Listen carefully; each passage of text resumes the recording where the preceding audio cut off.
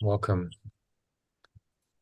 officially, Elaine and Lynn. Nice to have you in the Zoom room again. So just going to have a look at today's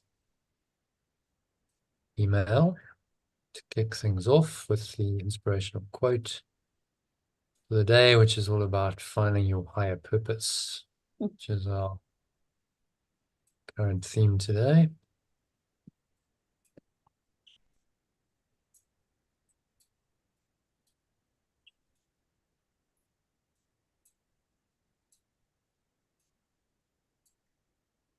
All right, so share my screen with you.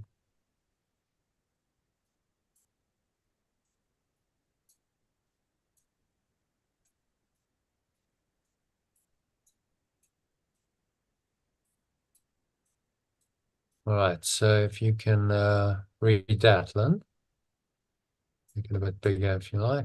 Yeah, Can read please. that big enough? Yeah, Can headline that's quote. just about. To every man, there comes in his lifetime that special moment when he is figuratively tapped on the shoulder and offered a chance to do a very special thing, unique to him and fitted to his talents. What a tragedy if that moment finds him unprepared or unqualified for that which would be his finest hour. Yeah, so Winston Churchill, obviously in the days when only men had higher purposes. Hmm. So apologies for that, but I need to adapt the quote, and every person Yeah. to them and fitted to their talents. So read it again. To every person there Every comes in their person, yeah, comes in their lifetime. There, to every person, there comes in their lifetime that special moment when they are figuratively tapped on the shoulder and offered a chance to do a very special thing, unique to them and fitted to their talents. What a tragedy if that moment finds them unprepared or unqualified for that which would be their finest hour. Hmm. It's talking about your higher purpose here, Yeah. and coming into that awareness, the awareness of this transcendent higher purpose, which is what you're supposed to do. This is what you'd call your destiny, your calling, your destiny, your mission.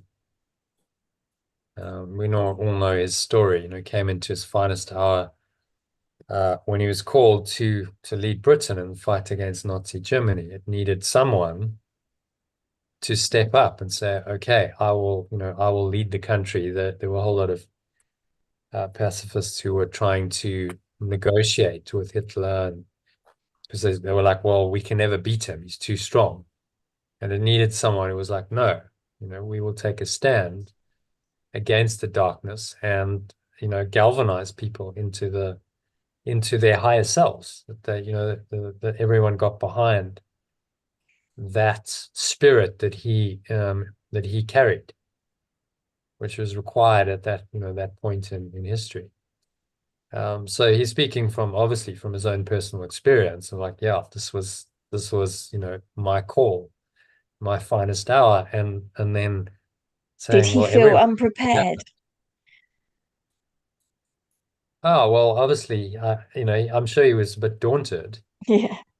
but he played his part perfectly. I think his whole life, he was then 70 odd, something like that. So his whole life had been preparation for that moment.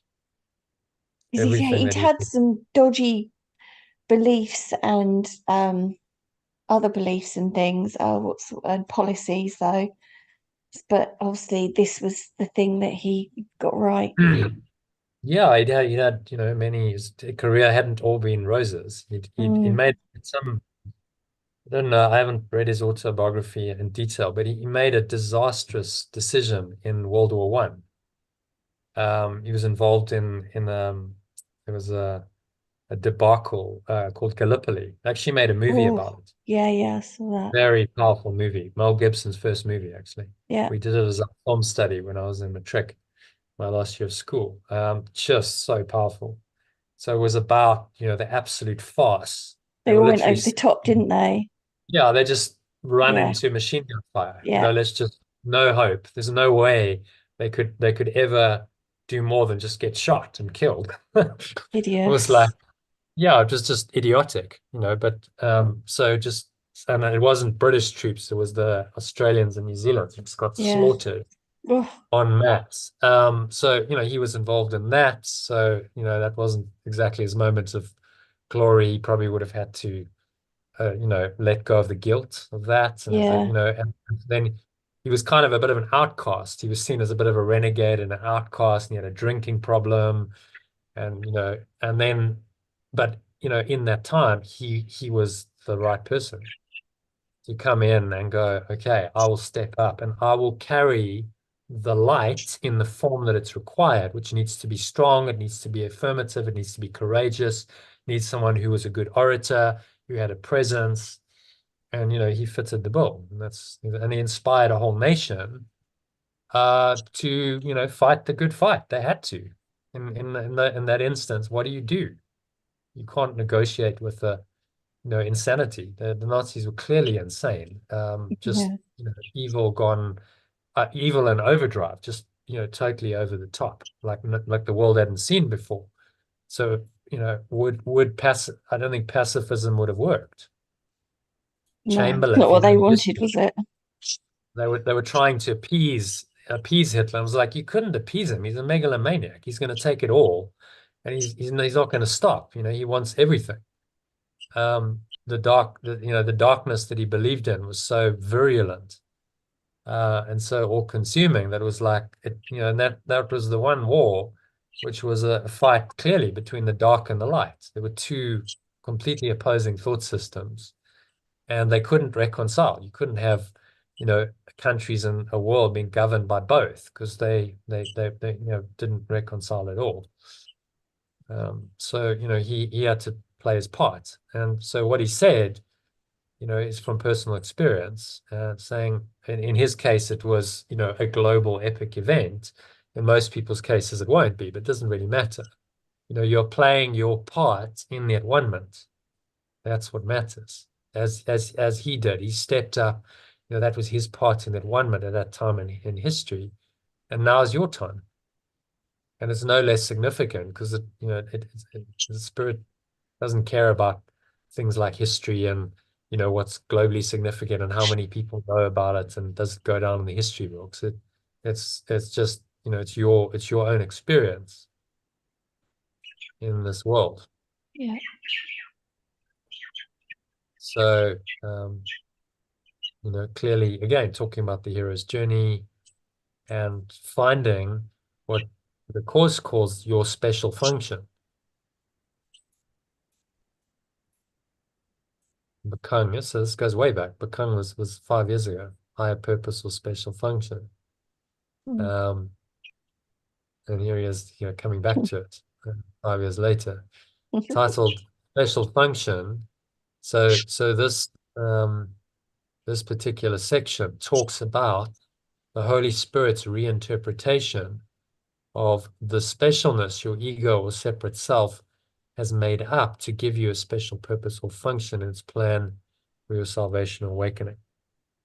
So the issue is not saying you can't have a special function, a purpose, a mission, a life calling. He's saying, no, actually you can just give it to the Holy Spirit. If you look at this, I think it's about down here at number 4, he talks about the special function.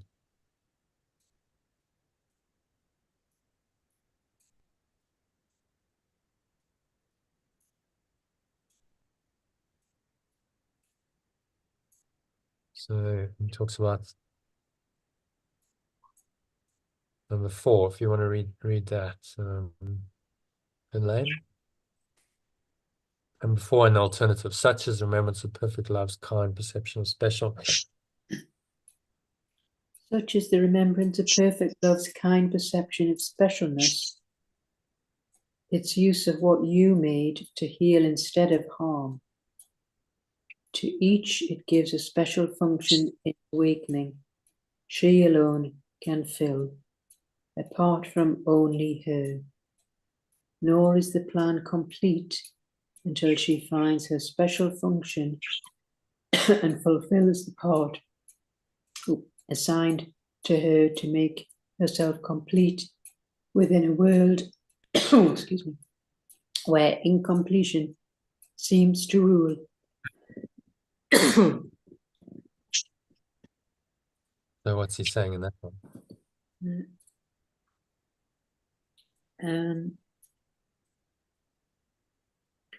Well, the remembrance of perfect love's perception of specialness is to heal rather than harm. So each is given a special function in awakening. and so it's, oh, excuse me. You're making me cough. Oh no, sorry, I've got a tickle in my throat. Yeah. You got the gist of it, yeah. You got the gist. I'm just going to get a drink of water. No problem. There we go. So this is, the key point here is it's the kind perception of specialness the Holy Spirit gives us. So we've made up all these special functions and talents and abilities, but the Holy Spirit says, well, this can be useful for this plan of awakening. Yeah. Have a special function in this awakening that uses all these special gifts and talents, but for this one purpose that unites us all. And that's its kind of perception, reinterpretation of specialness, to use even specialness for the purposes of awakening. So you can have your unique function and all of your, special gifts and talents, which the ego will use to create separation in your mind and hurt you. You can use all of that to awaken you and to heal and to bless others. And that's what you should do. That's your inspired purpose. And he's saying that, so this course has got these, such richness and depth. He's not just saying, well, it's this or that, and just, this world's all an illusion and it means nothing, and just, kind of sit in samadhi all day, which is very unlikely, that most people will be able to do that anyway. He's saying, no, you can take your abilities and talents and your unique life situation, the guidance of spirit, you can live, a very inspired purpose that is your part in the awakening, and that's the best that you can possibly do with your seemingly separate life in this world. So why not do it? Why not allow the Holy Spirit to guide you to do this? There's no higher way of living. This is your most inspired life, your most happiest, most fulfilling, most inspired, most meaningful life that you can possibly live is in doing this. And so this overcomes what can be, they call it divine ennui, kind of an inertia where you just go, well, what's the point of doing anything? We've all had those thoughts, haven't we? Well, yeah, it's all an illusion. What's the point? Mm-hmm. I don't really feel called to do anything. Why don't I just kind of drop out, do nothing? Because nothing, it's all illusory. And he's saying, no, that's not the highest way. The highest way is to allow the Holy Spirit to reinterpret your specialness. And instead of being used to serve specialness, ego, and a dream of death and disaster in the process, you're using it to awaken. And that's truly inspiring, and that will give you the courage and the fortitude and strength to carry on and go beyond what most people are capable of, because your purpose carries you through. And it's weird because what that's just brought up for me is I forgot you'd forwarded something to me, but I think you must have sent it last night, but I'd already fallen asleep. Because I was enjoying it so much. Do you remember? I think Mhm. did you send it to me last night? Because I was enjoying my photography and sharing my pictures and selling my pictures and but sharing my love of nature, and because I was loving it so much, I felt like um I was worried that it was too ego, it was too much ego, but it isn't because of this, is it? Because Mm. I'm Mm. sharing the love Mm. and spreading it out there. It's yeah, I'm not expressing it very well. I know what I'm trying to say. Mm. Yeah, I mean, you got to just watch it because the ego can come in and try and hijack it Yeah, and go it's all about Lynn and the separate self. And now, whenever it becomes personal, and you start going, oh, Lynn has now got 300 likes, and Lynn is, yeah, financially doing well, and oh, what do I start to look like? And you start to get concerned about that kind of stuff. No, yeah, you're losing the fight because it's your specialness is being used to perpetuate and reinforce the separate self, which is not going to yeah, serve you or the spirit. But that's a very different way of thinking and feeling to I'm just loving it. I love the process. I enjoy the process. yeah, I'm willing to just go with this, and I'll spend hours and hours because I so enjoy it. And I'm infused with this enthusiasm, this inspiration comes through me, and I just want to do this. yeah. It's not because of my separate self, because I want so many likes. I don't, how I'm concerned about how people perceive me, how I Mm-mm. look, how much money I make. None of that.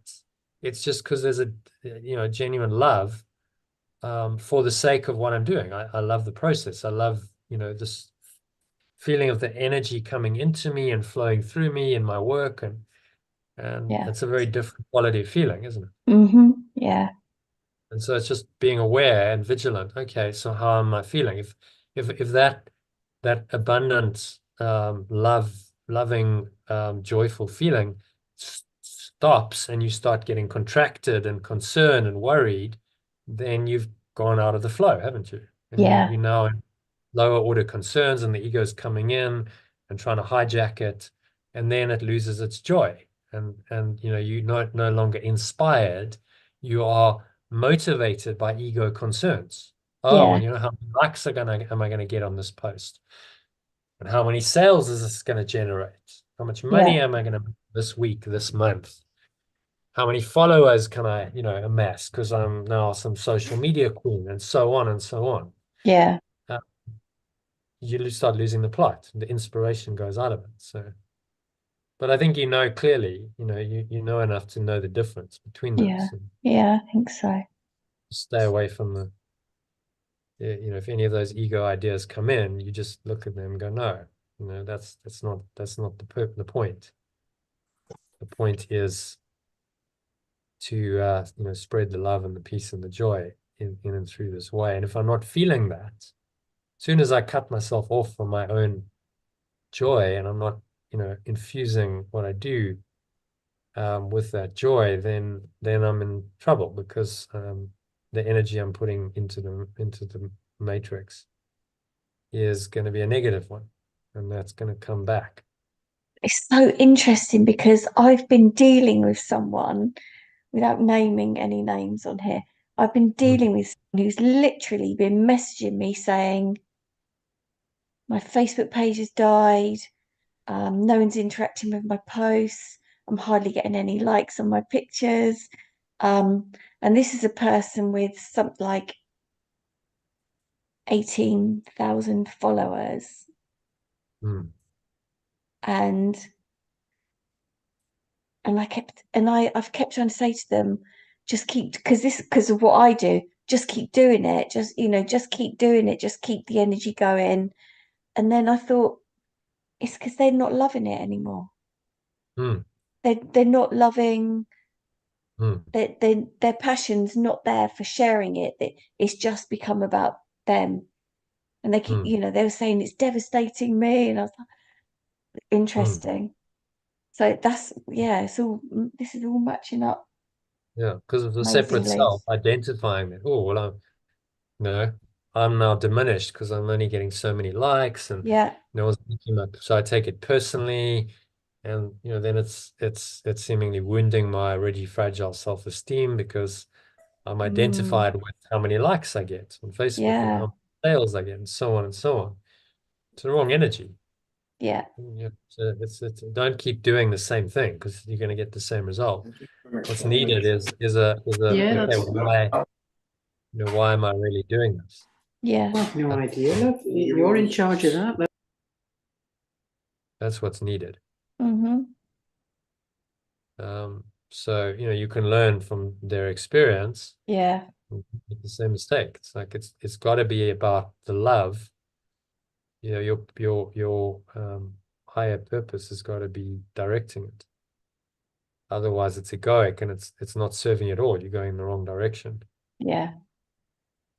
No, I can see that. I don't think that's a problem with you. It's just No, just got to be well, careful that I don't go into yeah, that. just Yeah. don't get lost in, it's not about the personal self. It's about the feeling. You stay with the feeling. What does it feel like when I'm doing this? Do I feel inspired? Do I feel enthusiastic? Do I feel the joy? And if that's there, I then do. Yeah. it can't be the ego. So just, make sure that you connected to that feeling. If that feeling starts going, then you're on the wrong track Yeah. because the ego is going to try and shut that down, and it's very cunning. You might get some success and it's okay, well, now start to pay more attention to the form. Yeah. It's not about the feeling and the joy and the love. It's about, how many likes did you get on that post? How many sales did you get if you've got a website, and so on.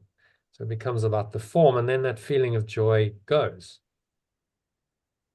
Because it's not about that anymore. It's about you've falsely identified with form again.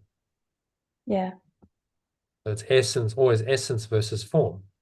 Essence is what you truly feel at the deepest level, and you want to be feeling those feelings of love and peace and joy flowing through. And form is all about material concerns, which then engender a whole different set of feelings. You can't feel that love and that peace and that joy if you focused on form, because it's too variable. One moment your likes could be up, and then it all plummets and down it goes, and there's nothing. Well, And that then you has devastate. happened, but I've just carried on. Hmm. Yeah. It's Yeah. almost inevitable it will happen because form Yeah. fluctuates. Yeah. Nothing is stable and constant in form. So one day you might have a post that goes viral. Wow, it's really working. Got 3, and then the next, it's like I got 3 likes. Yeah. What happened to that post? And you can't, it's just that's the nature of the ego. It's unstable. You can't predict inevitably. So, but if the joy is there, then it doesn't matter because that's what's stable and constant. Yeah. So it's the love and the joy that infuse your special function that are important. And then your special function is being used by the Holy Spirit for your and others' awakening.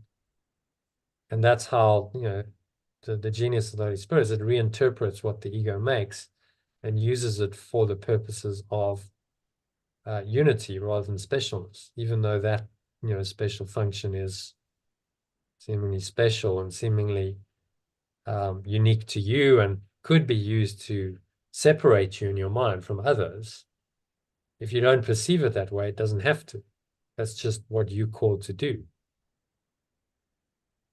Just to share the love. But if you don't get identified with the function, it doesn't matter. It's more about the process. It's about the love and the joy that comes through in doing that special function. So remember that. Always focus on that. Because that's where your essence identity comes through in the feeling. Yeah. Feeling over form. What are you deeply feeling in your heart, we call it, rather than form, which is typically about your mind and, ego concerns, all in the mind stuff. How many likes you're getting, how many posts. Now, I had a profound lesson to learn with the art of letting go, because when I started off, the ego was there and it was like saying, well, you could get 100 subscribers and you're going to build this, and in 6 months, and it's had all these ideas, and then it was like, no, that didn't happen. And actually the Holy Spirit had a different plan for it. And I had to kind of let go of that idea that I, had held. Oh, it's going to have, it's going to be, successful on the level of form, which is kind of the whole point of the art of letting go, isn't it? You have to learn that. I couldn't really be authentic in teaching it if I hadn't done it myself. So it was like, okay, you have to let go of that egoic goal for it and just trust the process. All right, it's going to happen slowly. It's going to happen organically. You're going to build the content. It's really been about just building a rich, content program with now a translation of the whole course over 5 years. It's but not about the numbers and about marketing, and just, the lesson is it doesn't matter really.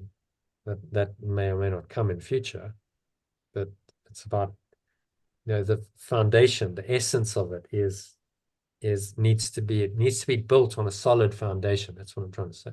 Yeah. On the rock, so you build it on the rock of truth, of like, this is built on the truth, on solid content that helps people to awaken. That's the whole point of it. Yeah. And not on, oh, how many likes did I get and how many sales did I get this, and so on, because that's the house of sand. Just limited, yeah. Yeah, and there's no solid foundation. And it wouldn't have authenticity and integrity if it was built on that mindset, would it? Because I'm supposed to be teaching, the deepest truth, and how do you let go and, start living that deepest truth. And then the program is being run on a shallow foundation. It's really separate. It really goes. I can see it so much more clearly now. It's so about the separate self, just about you as an individual, measuring yourself, and it's showing up as a positive or a negative depending on how you're feeling at that point in time. Yeah. And you've got to get out of that, identification with an individual self that really it uses the specialness. If you've got any special abilities or a special function, it's going to use that to identify you as an individual, as special, isn't it? That's what the ego does. Yeah. And then that hurts you. The more you identify with that, the more you give it the power to hurt you, because if you're identified with it and then it doesn't go according to your expectations, then you suffer. It's exactly what your friend is experiencing. Yeah. Expectations aren't being met based on a separate self. Now I'm suffering. Now I'm devastated. Well, it's only because of your attachment to the special self and the outcomes that the special self wants from that particular, active area of activity in your life. That's why you're feeling devastated. Actually, if you didn't have any expectation, you'd be like, well, so what? I got 3 likes. Who cares? I never expected 100 or 300 likes. I had no expectations. Yeah. So Yeah. it doesn't really matter. I did it because I love doing it. I just want to share. I didn't do it because of how many likes I'm going to get and how much interest would be shown. But, we in our society, especially now with, these tools like social media, we get addicted to the short-term feedback. Yeah. How many likes did I get on my post? And that's now a sense of myself, gives me a sense of self-worth or not, which is ridiculous. It's a bizarre idea to, base your self-worth on how many likes on Facebook. I mean, it's a very unstable base for anything, because you're giving away your power to random individuals. You don't even know half of them. So who cares if someone likes you or not? Does it really matter? No. But to the ego, it does, because it's always, externally oriented. It seeks validation externally because internally it's bankrupt. It's mentally and emotionally bankrupt, and it has no validity of itself. So it has to seek for the external validation, which inevitably fails because it's illusory, and then it suffers. It's insane, really. Yeah. It's just totally ridiculous and insane. And who in their right mind would do that? Because you just suffer. You're just making yourself suffer over and over and over again. Yeah. But until we start And like awakening, human realize, life. yeah, that's the human condition. Yeah. Until you start down a track like this, with, understanding what's really going on and awakening, then that seems to be valid, and that's how most people live. And well, that's just normal. No, it's not normal. It's completely insane and dysfunctional. But the insane and dysfunctional has become normal in our insane, dysfunctional society. Yeah. And what's considered a bit weird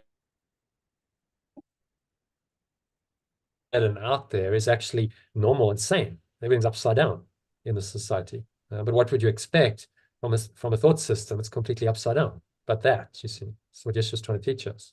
Yeah, well, the world is the way it is because it's based on an insane idea. That's actually impossible. That's completely the inversion of truth. So no wonder you get all these, upside down, crazy, insane things happening, because that's the thought system. That's the foundation of all those things in this insane thought system. But your special function, interpreted by the Holy Spirit, allows you to transcend that, to use the specialness, but not believe in it. See how clever the Holy Spirit is. You Yeah. use it, but you don't believe in it. You don't buy into it. It's just a useful tool now in the hands of the Holy Spirit to serve your ultimate purpose, which is awakening and to help others awaken. Yeah.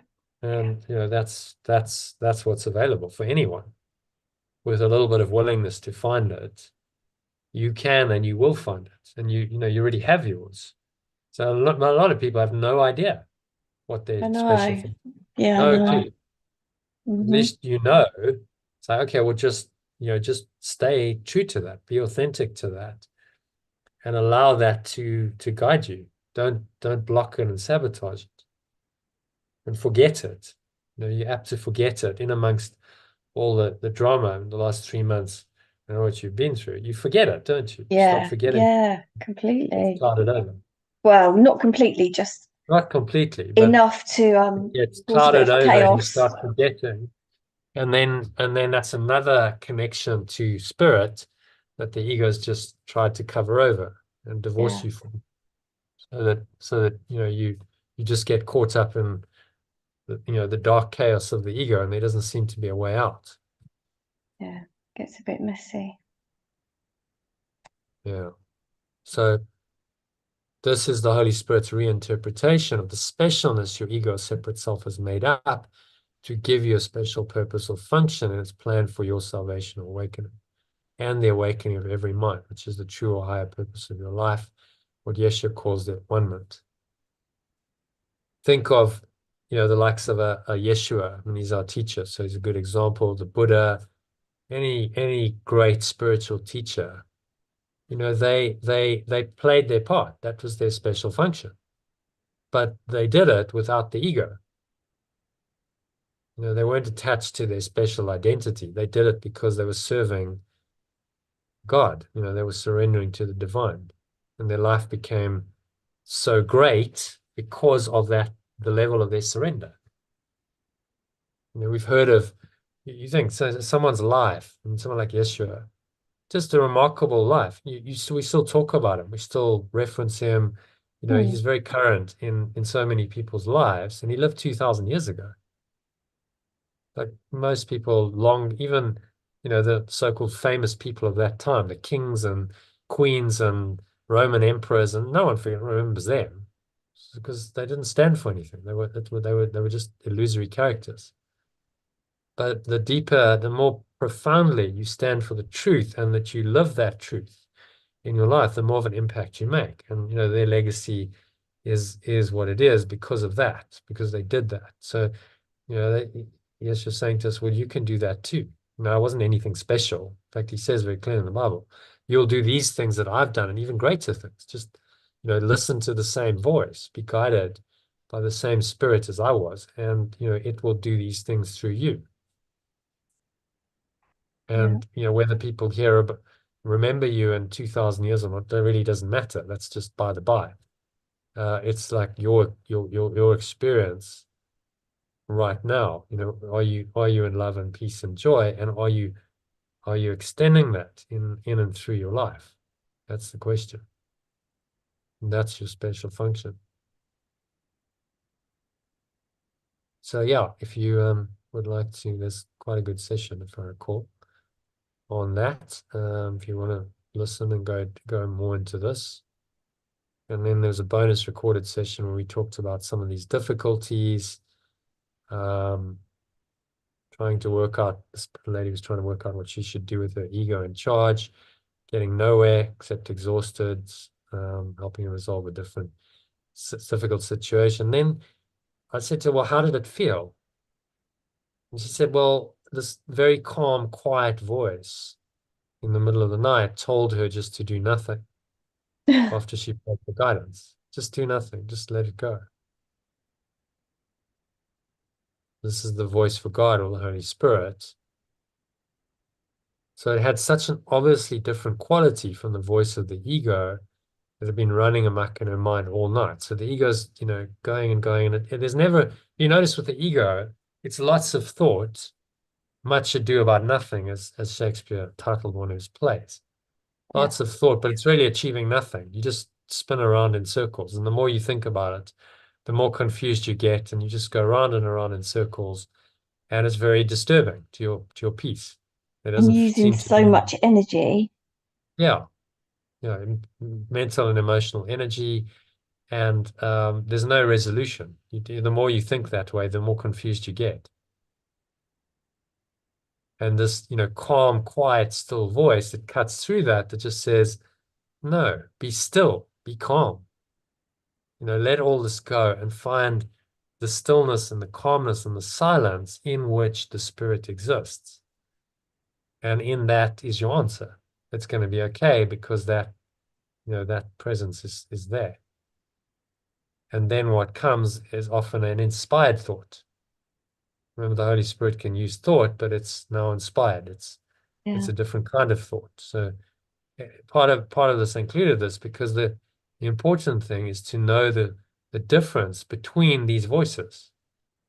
To have the discernment to go, okay, I know, this chaotic, crazy voice, I'm in the ego now. There needs to be an awareness that cuts in to that craziness. I know this is ego and it's not the way. I'm never going to get anywhere if I do this. I'm never going to solve the problem. Just going to waste my mental and emotional energy and trying to keep me in this very, worried and turbulated state. Whereas the Holy Spirit is calm, it's quiet, it's certain, and you've got to go into that. If you're feeling like that voice running amok and it's starting to come, okay, no, let it go. So where spiritual practice is so helpful. Let it go and find that calm, still, quiet voice. It's like it's going to be okay. Don't worry, just okay. And then you go, all right, so what should I do from this state? I'm feeling okay. I'm not panicking. I'm in my right mind. I'm reasonably calm and peaceful. Okay, what's the next move? Yeah. And inevitably you'll get the guidance. Maybe not straight away, but you've asked for guidance and it comes in many ways. And then you're like, okay, there's always a way. There's always a plan. Okay, what's the next plan? No matter what the situation is, the Holy Spirit will give you a plan, but you have to get calm and quiet first. You can't do it if your ego's running amok. Well, I've learned that, haven't I, in the last few months? Yeah. And once I realised I was blocking it, because I kept thinking to myself, am I blocking it? Am I blocking it? That's the question. And then one day I just thought, my state of mind and how I feel is totally blocking my intuition, my joy, everything. And as soon as I acknowledge that, on your call, however we did that, that was it. Yeah. That was then it was and I don't mean I'll probably come in and out of it at times, but as soon as I acknowledged that, that's when that weight lifted off of me. Mm. And I was back in flow, and I could, the intuition kicked back in, and I was feeling, getting my messages, and quite amazing. It's such a Yeah, well, lot. that's how this process works. Yeah, You have to acknowledge it first. If you bury it and you're not willing to look at it, there's no resolution. The ego no, just continues. You have to bring it into awareness. You have to look at it honestly, openly, say, okay, yes, right, I'm in error here. I'm making a mistake, right? There's an apparent problem here, but only because I'm making a mistake. It doesn't mean I'm bad or sinful or guilty or evil or any of that, just that I'm making a mistake. Because once you've acknowledged that it's a mistake, you can correct it. It's logical, yeah, isn't it? yeah, You have to acknowledge the mistake before you're willing to correct it. If you deny it, you go, no, no, no, I'm fine. It's all okay. Well, just carry on then to keep doing the same thing. And there's no change can then enter in. So Yeshua's saying you must acknowledge the error and be very honest about it in order to change it. And that's exactly how it works in the recovery movement. They found in the Alcoholics Anonymous program, which was the first one, that you had to start with the acknowledgement that you were an alcoholic. Couldn't deny why they that. say Couldn't that? say you couldn't say, "Oh no, it's okay, I'm fine." Just I like to drink, but I've got it under control. You couldn't do that because there could be no resolution then if you fudged it and you try Yeah, to cover it over and said that, you had to really say, "No, look, I've got a serious problem here. I'm an alcoholic. My drinking's out of control. It's destroying my life. Okay, I have to admit that to start the healing process." You see, yeah, it's the yeah. same And thing with I bet as soon as they ego. say it, I bet as soon as they say that, Yeah, yeah, they acknowledge I'm yeah. whatever the name is, and I'm an alcoholic. I'm an Straight alcoholic. away, Yeah, the they have to connection, say it out loud. the That's connection why they. starts up again. Yeah, Yeah, yeah. So it's kind of a paradox because it's not who they really are, but they have to admit, they have to name the ego's game yeah, first. It's that process. You have to name it and you have to bring it out into the open and really see it mm, in order to then say, okay, now the process of healing this, of letting this go, begins because I've acknowledged the block and I'm seeing it maybe honestly for the first time in my life. And then the healing starts. And it's the yes, same with any addiction. You get addicted to negative thinking. We're yeah, addicts of the world. We're addicts to the our self-concept. So we're all addicts, and we have to acknowledge, okay, yeah, I'm addicted to my suffering. I'm addicted to my victim identity. That's the problem. Okay, I see it clearly as you did. I see it. mm, I can see that what I'm doing to myself clearly. Okay, but now I can change it. That's so massively empowering because if it's just a mistake, I can correct it, which is what yeah, a miracle is. That's why you say a miracle is the correction. yeah. Okay, you acknowledge the error and you correct it. It's not rocket science, is it? It's so simple. It's so You think, simple once you so realize it. simple. There's an error and you acknowledge and you correct it. I mean, what could be more logical? Yes. How else are you going to do it? Mm. But the But you've ego got to is, realize it first. yeah, but the ego tries to block out your awareness of the error. This is the problem. Yeah, So it doesn't want you to see the error and acknowledge it and bring it out into the open. Say, yeah, okay, I see I have a problem here. That's why we do the naming your game, because it makes it explicit. You're not covering over the error. You're having to bring it out into the open and really name it. And it's not comfortable, but that's when the healing starts. Which is why we go through that process. Do you see? I mean, there's a logical yeah, design to this that works. Because if you don't acknowledge the error, you can't correct it. So you can't move to step 2 of, say, the AA process unless you've done step 1. It's like, well, it's the next step. You've got to do step 1 first, and so on, and then step 3, and then step 4, and so yeah. on.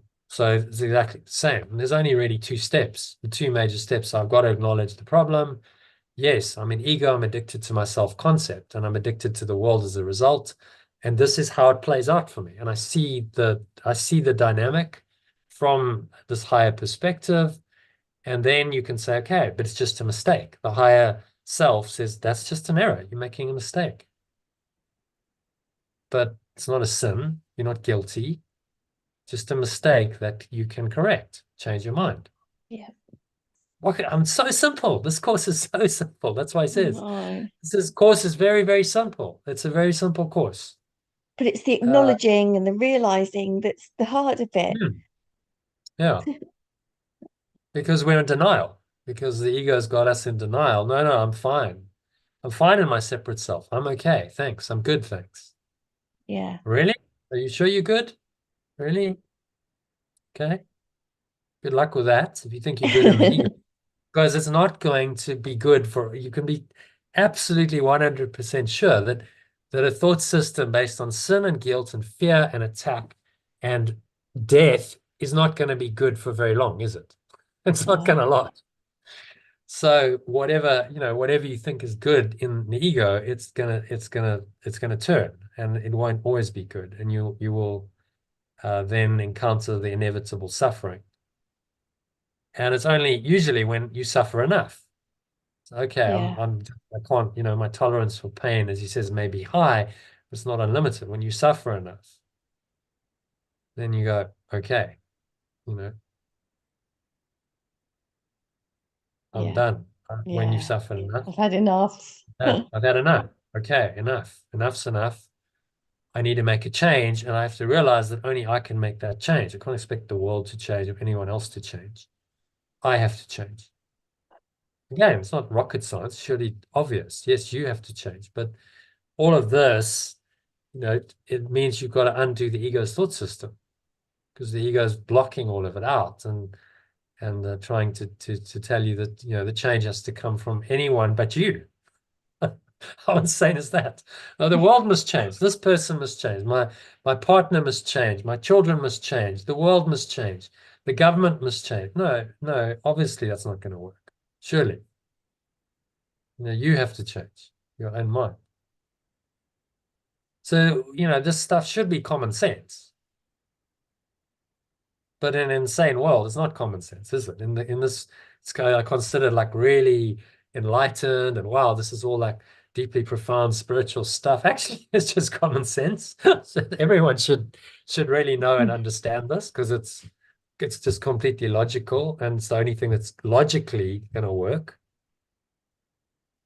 But in an upside down thought system and society, it's a projection of it. And this common sense now is seen as this is spiritual and it's way out there and it's radical and whatever labels you want to give it, just because the ego is so insane. Mm. Yeah. Kind of amusing in some ways. Sometimes. Yeah.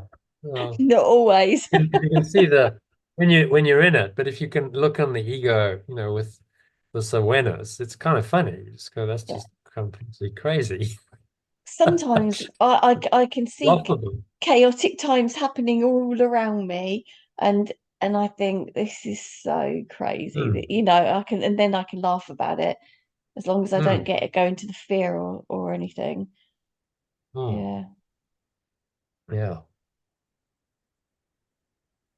Yeah.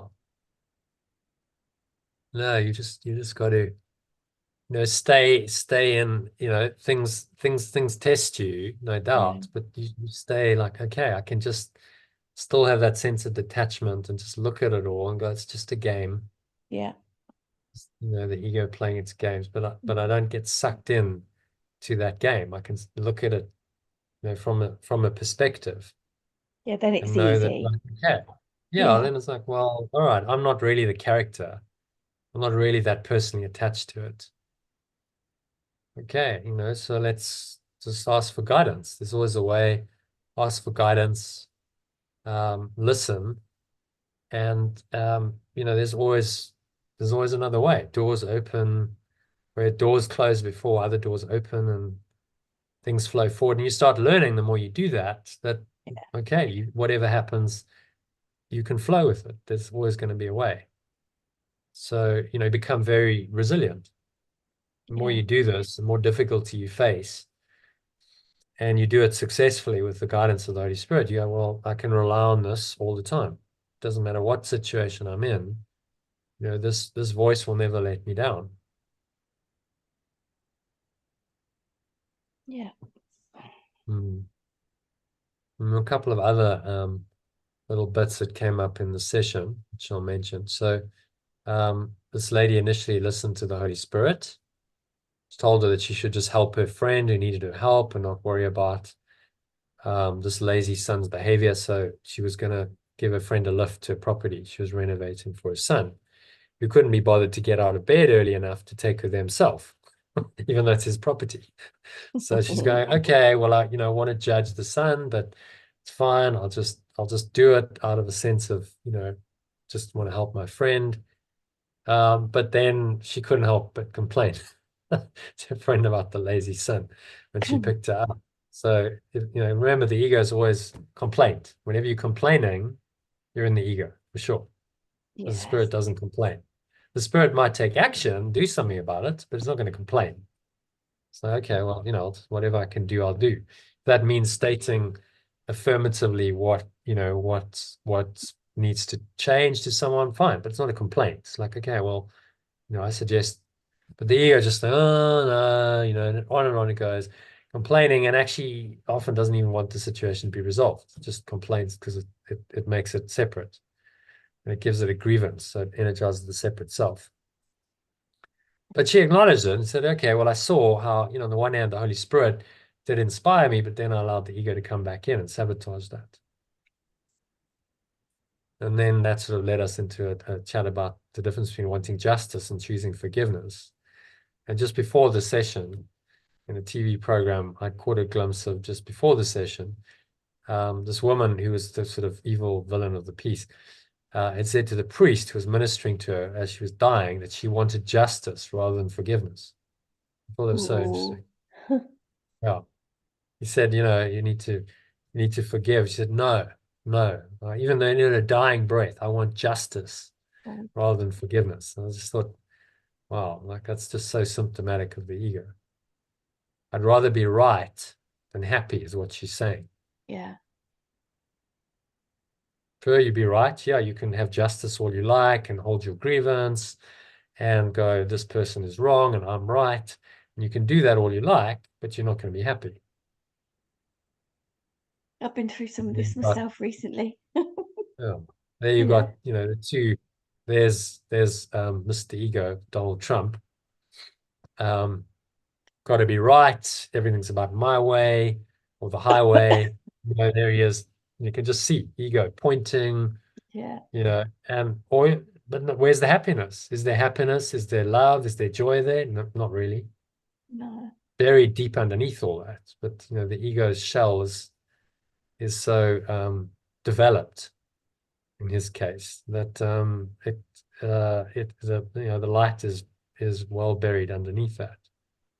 So we see these people making these choices to be right all the time in the world. I'd rather be right than happy. And there's contrasting. Just there's no need to be right. I'm just happy, smiley face, and in the state I'm connected to my source rather than disconnected. So never mind, he's president of the United States and a billionaire, and she's certainly not. It doesn't matter because she's in a higher state than he is. Yeah.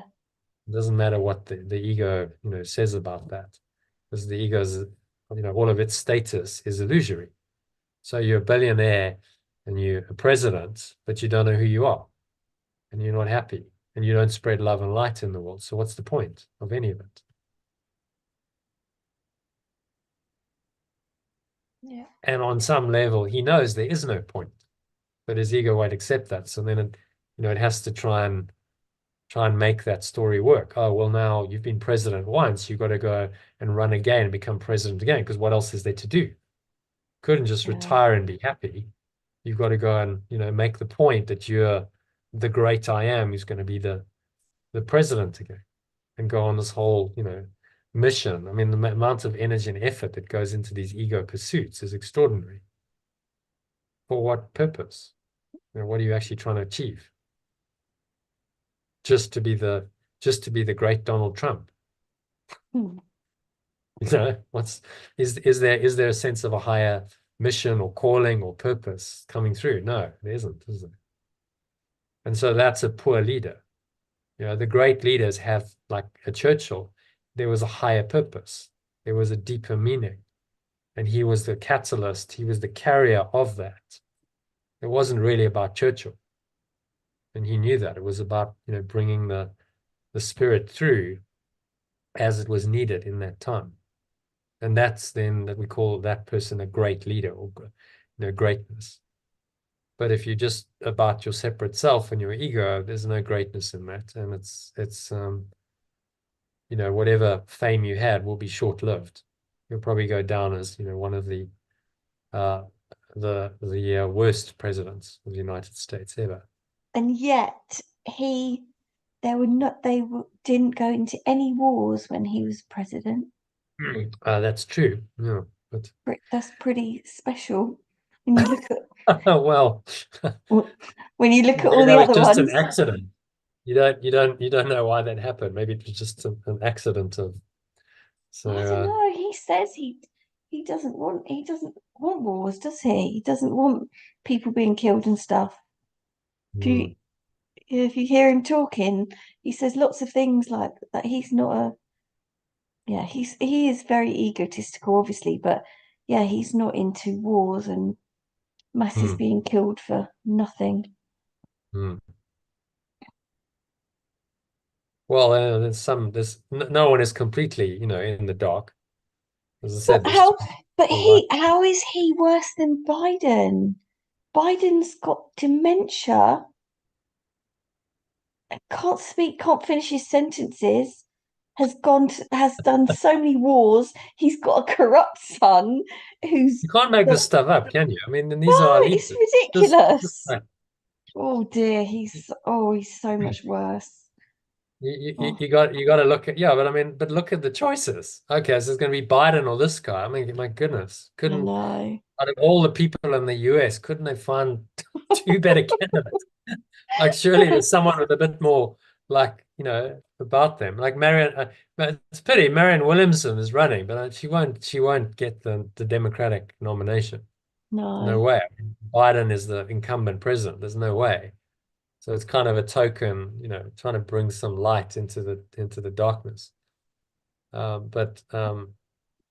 Yeah, I mean, the thing is, it's such an egoic system. It's like how, even if Marianne Williamson got into that, she would find it seriously challenging to change it, because just the ego is so entrenched in the whole. It doesn't work on light, does it? Politics doesn't work on light at all. It's like it's of the ego, that whole domain is of the ego. So he wasn't interested in worldly power. People wanted to make him the king of the Jews and some kind of leader who was going to lead them from the bondage of Rome, and have some kind of violent insurrection against Rome. He wasn't interested. He was like, that's not what I came to do. My kingdom is of another world. I'm not interested in the politics. He even said, someone said, should we pay taxes to Caesar? Now, you could go down a whole rabbit hole, couldn't you? Oh no, you shouldn't do that because they're the oppressors, and then you're in in the ego's dualistic world and thought system. He just said, give unto Caesar what is Caesar's and give unto God what's God's. Perfect message, isn't it? Yeah. It's on another level. Yeah, the money, but that's not the kingdom of heaven. It's got nothing to do with the kingdom of heaven. So don't be too worried about it. What I'm teaching you is of another order. It's another order of reality. So don't let your mind get drawn into these worldly concerns and causes. And now we've got to fight Rome because they're the oppressors. And no, we shouldn't pay our taxes because we're trying to, you see how the ego just sucks you into that whole system. And he managed to transcend it. He stayed out of that and went, no, what I stand for is the transcendent reality of the kingdom of heaven, which is eternal. And, Rome, he knew, was very temporary, even though the Roman Empire lasted several hundred years. What's that in the grand scheme of time? And then compared in eternity, it's nothing. And so what he stood for, has outlived the Roman Empire. That whole empire was based on a false thought system, and his teaching has transcended it, and is still very much present and impacts people's lives, and that whole Roman civilization is just gone. So it just shows you the power of the truth. Yeah. So wanting to be right, the choice for justice as the ego perceives it, is really the wrong choice, because it can never make you happy.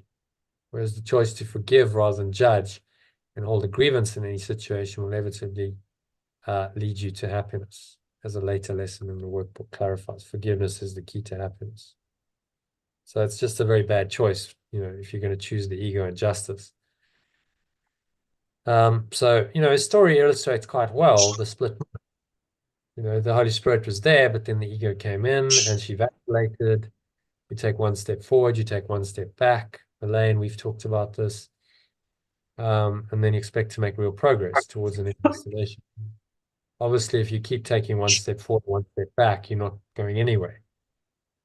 So a good sort of analogy is, it's like we're at a crossroads on a journey, and then we choose to go in one direction for a few steps. Then we turn around, we go in the opposite direction. Oh, I changed my mind, head the opposite direction. Oh, no, changed my mind again. You're going to go nowhere, just going to walk around in circles. And you'll stay at that crossroads for a very long time, as long as your allegiance is divided. You're going to make progress when you go one way or another.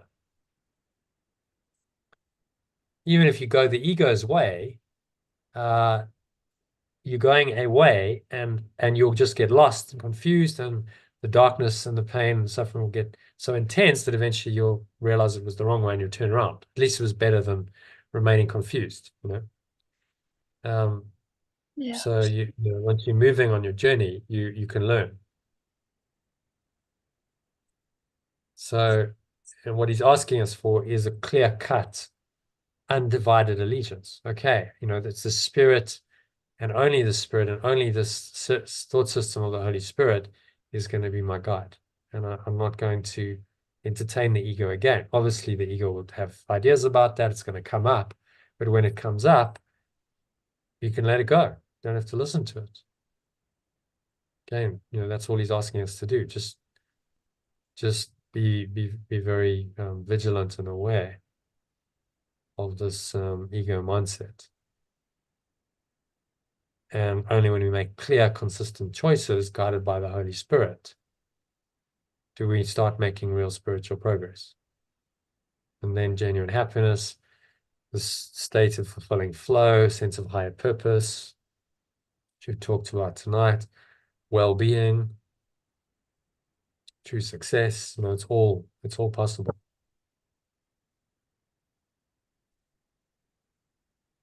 And these are the rewards of God that Yeshua called them, as Yeshua called them, in one of the recent sections of the text.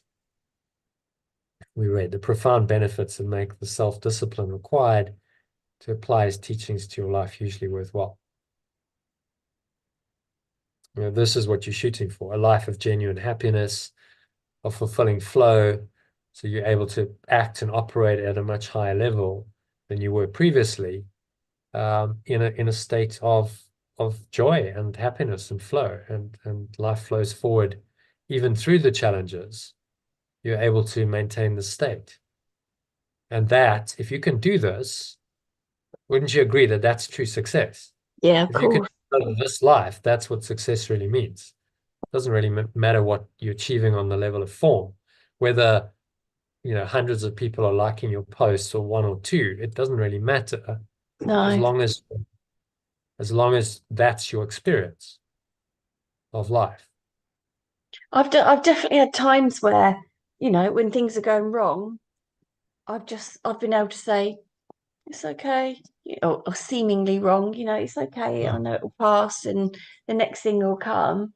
And yeah, and then there's not that internal battle and nothing gets so traumatic. And then there's just other times where I get a bit lost. It's just the practice, isn't it, of making those times less and less often. Mm. Because it's hard to stop them all completely, Mm. depending on the triggers and stuff. But Yeah. well, I've learned a lot in recent years. Yeah. It's being able to let go of, the ego comes, but to identify it quickly, let it go, say, okay, this is just more of that same, you've only got one problem. That problem is that you identify with a false self-concept. And therefore you have a distorted perception of everything. That self perceives everything incorrectly. That's your problem. Yeah. A problem of identity and of perception. Okay, it's the same problem, just nothing's really changed. Okay, and there's only one solution to it. I've got to let it go. Recognize it for what it is, let it go, and then that problem starts to dissipate.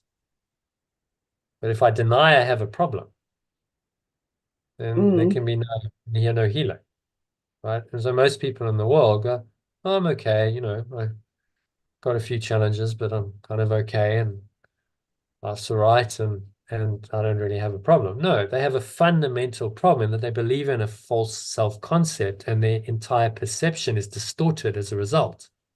That's their fundamental problem.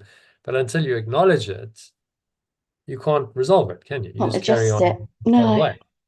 Yeah. So that's what the Course is saying. It's saying to us, you need to acknowledge that you have this fundamental problem and address it and let it go. And if you're not willing to do that, then you can't ever learn. You're never going to awaken, because you're going to think that the ego's system is just, that's okay. That's, all right. It's normal. You accept it. And you just carry on in it. So that's the acknowledgement, and that, that it's simple, but it's hard, because you have to really look honestly at yourself and your life and go, this is just not functional. It's not what I want. It's not true.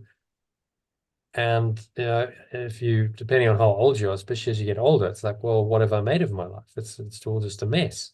Yeah. I'm 50, 60 years old, and it's a complete car crash. But actually it's not, once you realize that it is. You see, the Yeah. whole point of your life was to wake up and realize that, okay, the ego is a car crash and it's never going to work. And if it took you 55 years to wake up to that, then that's actually perfect in its imperfection. Yeah. That's then the journey of your life. That's your unique path to awakening. And it does take most people quite a long time, usually later on in life. We start waking up to this, because it just hasn't worked out as we thought it would. When you're 20 something, your illusion, well, I've still got time, these ego dreams, and then suddenly your 30s go by and your 40s, and you're like, well, I'm running out of time and it's still not working. So, what's wrong? Why is that just me? Or is there actually something fundamentally wrong with this world? That's the question. And if you can realize that it's not just you, it's a thought system that you got caught up in. Yes, you've believed it, but it's the thought system of the world. Then there's no personal guilt. You're like, okay, well, that's just, yes, of course I believed it, because I've been set up to believe it. Yeah. It's born into the matrix, born into a body as a separate self, in a society that's upside down and insane, that teaches you all these false beliefs as though they're the truth. Well, of course I'm going to probably believe it. Until now, when I start questioning it, because it just doesn't work for me anymore. It's too painful. So yeah, but yeah, Yeshua and the rewards of God, what he's saying is you can be motivated by these rewards more than by the pain. go for the happiness, the flow, the purpose, the ecstatic well-being, and the true success, rather than, oh, I can only change because of the pain. And that's what your higher purpose is all about, following the rewards of God rather than learning from pain.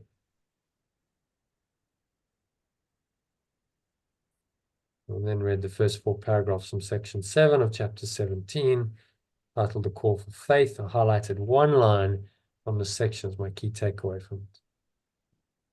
So read that. Only what you have not given can be lacking in any situation. Oh, Only what you have not given. that's such a profound quote, isn't it? So you think something's lacking, and that's some external lack, but actually it's just your own lack that's been mirrored to you. Only what you No, have of not given. course, yeah. So in relationships, it's a brilliant one to remember. Only what you have not given can be lacking in that situation. Okay, so if that relationship is lacking unconditional love, gratitude, It's funny, I was thinking this today. I was thinking all this time I've been thinking I've been giving love, but I can't have been. Or was it really love? You see, that's what kind of love? Yeah. The ego's got a Conditional. version of love, Yeah. special, conditional love, And then I'm special getting love. conditional love back. Yeah. Yeah. So only what you've not given can be lacking in any situation. If you want unconditional love, you have to give it. And that means that you have to have let go of your own conditioning, your own programming, because your conditioning won't allow you to give unconditional love, because there's all these conditions to your love. Yeah, I don't know. I don't know. This is too deep a subject to go into this time of night, but I don't know it's just because I've changed or if it's just a phase. I don't. But I'm actually thinking I don't even know. I don't even feel like I can have a relationship now, It's which is okay. weird. It's a weird thing. Mm.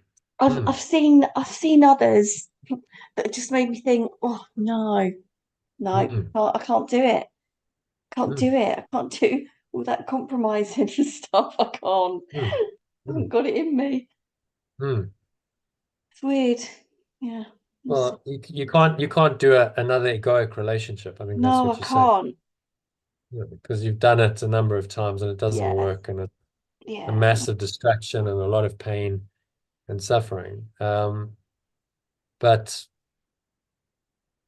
I mean, I've there's the only had holy. one relationship in the last 9 or 10 years. That's Mm. weird because it feels like a lot more than that. But I've literally only had one relationship. I think it must be Mm. 9 years. Mm. That's Mm. crazy. They're that Mm. traumatic for me. Mm. Mm. Yeah, something's changed there. Good. But I'm okay with it. Mm. Well, I mean, you just were saying that you don't need any individual person. That No, attachment, a no, special person, finding the special one who's no. your soulmate is not necessary, because you Yeah. have the spirit, which is Yeah, I don't universal and believe it. eternal, and everyone is actually that. So Yeah. you don't need any individual. Mm-mm. But that doesn't mean the Holy Spirit's not saying, oh, well, then if you've got relationships in your life, then just abandon them all. No, it's saying, use them for what they're for, which is your awakening. Yeah. And so they become holy relationships in that process of doing your own forgiveness on them. Because if they're special, there's going to be forgiveness opportunities for Yeah. sure. And in that process, you awaken, and hopefully so does the other person. And then your relationship becomes dedicated to God. The purpose of it is to connect both of you with your source, in that you become one, because you're the same. You realize it's the same source that you have. That's the holy relationship. That's a very different kind of relationship from the egoic special, which you know too well. It's, Yeah. it's dreadful. It's like And fighting a very losing expensive. battle continuously. Yeah. Because And you're in the ego. I'm talking to that person. I'm Mm, talking to that person now. mm, And yeah, there's obviously a reason for it. But it doesn't feel bad. I don't feel worried about it. I know I mm, don't want to be with that person. There's mm, aspects I miss, which I've got to mm, be a little bit careful of. But mm, I feel like, yeah, kind of friends now. mm, So, We'll see. yeah, well, friendship is often closer to unconditional love than, the special romantic relationship, which is Yeah, usually laced with specialness. yeah, less expectations. Yeah. Yeah, Expectations, all the drama that goes with that. It's like, well, if we're just friends, you can't have all kinds of massive expectations of a friend, no, can you? no. Because it's like, Well, well, hang it's a on, I'm lot just your better. friend. Yeah. So it's more in alignment with the unconditional love of the Holy Spirit. Yeah, Yeah, so some nice sessions here. I've used these because they were good sessions, and there's a lot of, meat in them. yeah, And parts, a lot of and personal experiences. You can listen to people, and these stories just represent these dynamics, the ego versus Holy Spirit, and you see it acted out in someone else's story, and you go, okay, how do I do that? yeah, How do I take one step forward and one step back? So they're great, teaching and learning devices. All right, so that brings us nicely to our current position, which is in the session. Let's have a look at our lesson. I don't think you probably don't have the energy for the text, so we'll just do today's lesson, do a meditation on that, and then we'll close the session. How about that? Okay, so let's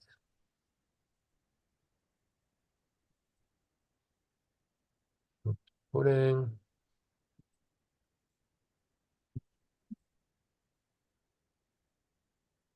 All right, so this is lesson 29. We're on to you. You can read that in the original and alternative. God is in everything I see. Love is in everything I see. Hmm. And then the imagery, I thought you might appreciate that actually. Yeah, So on the one hand, you got this, pristine lake, beautiful, pristine mountain scenery, and the other like this tip of rubbish. yeah. Um, and I The remember grubby mess of life. someone once saying, but how can you say love is in that? She struggled with that. I said, well, because you got to look beyond the form. If you focus on form alone, you go, oh, that's awful and terrible, and that's lovely and beautiful, and you're caught up in duality.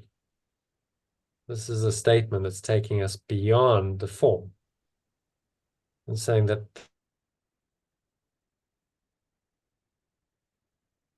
underneath us, whatever this mess, really, wasteful thought system, but remember that thought system is not true. So whatever the manifestations of it, or all this junk and rubbish and stuff that humanity's created, isn't really true. So why are you making it true in your mind? You see how that you make it real, you make it true, that entrenches the entire ego thought system in your mind, and you're thinking that way. Oh, it's Yes. terrible. Yeah, that Humanity's picture so does affect me. wasteful. Yeah, it does. Yeah. So notice that and go, okay, but if love is in everything I see, and the only thing that is true is this perfect love, then why am I affected by that? Yeah. I can't see love in that. I can't. I can't see love in that trash heap. But but look beyond the you see, you gotta look beyond it. Don't focus on the form. Because it's What not is that? everything. That is a cry for love. That is a thought system that is insane and Yeah, it okay. is calling out for love to heal it. So there's love in there in Yeah, everything you see. So that's the reinterpretation. yeah, Underneath the form of this is still the divine awareness of perfect love. And it's as much in underlying the rubbish heap as it is underlying the beautiful nature scene. yeah, Still there. This is just designed to cover it over and obscure it so that you don't see it. And you focus on the form. But remember, this all represents, it's symbolic of a thought system. If yeah, it triggers, you go, oh, no, that's not a nice feeling. And because it reminds you of all the crap of this world and humanity's wastefulness and how, careless we are with the environment and how we destroy. And what are you in? You're in the ego. That's the thought system. Negative, judgmental, condemnatory, all about, the destruction and the loss. And you're focusing on that. And it's just a picture. It's just little pixels on a yeah, computer that's stimulating that whole thought system now to arise. And that's how the ego works. But actually, you give it the meaning that it has for you. Lesson number 2 of the workbook. I've given everything I see all the meaning that it has for me. So I give this a certain meaning, and I give this a certain meaning.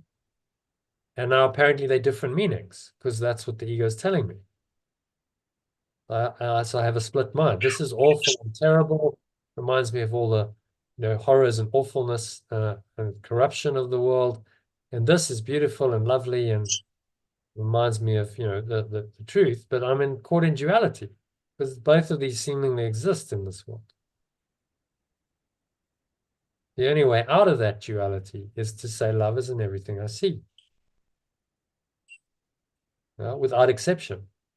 yeah, Whether it's a rubbish heap, whether it's a war, just all kinds of events and circumstances that are very unpleasant happen in this world. But it doesn't matter because love is still in everything I see. So this is a non-dual statement of truth. It takes you beyond attaching to form and into the formless, into the timeless. It may be easier to see it here, but your task is to see it here as well. yeah, Because if you can see it here as well, then you've transcended the ego. It no longer has the power to negatively affect you and take you out of your loving awareness. yeah. All right, so let's move on to the lesson. So if you read that in the alternative, just see, I've translated see as perceive, because perceive is broader. It's not just about the visual sense, it's all of your sense perceptions, sight included, but sounds, touch, taste, smell, and so on. What, so read the alternative? Hmm. The idea for today explains why you can perceive all purpose in everything. It explains why nothing is separate by itself or in itself. And it explains why nothing you perceive means anything.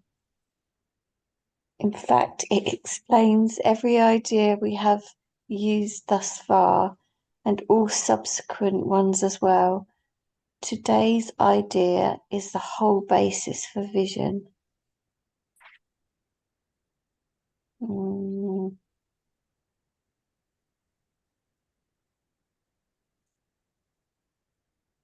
So what's he saying in this one? Oh, oh, think it's what we've just been talking about, isn't it? That it's how we look at things.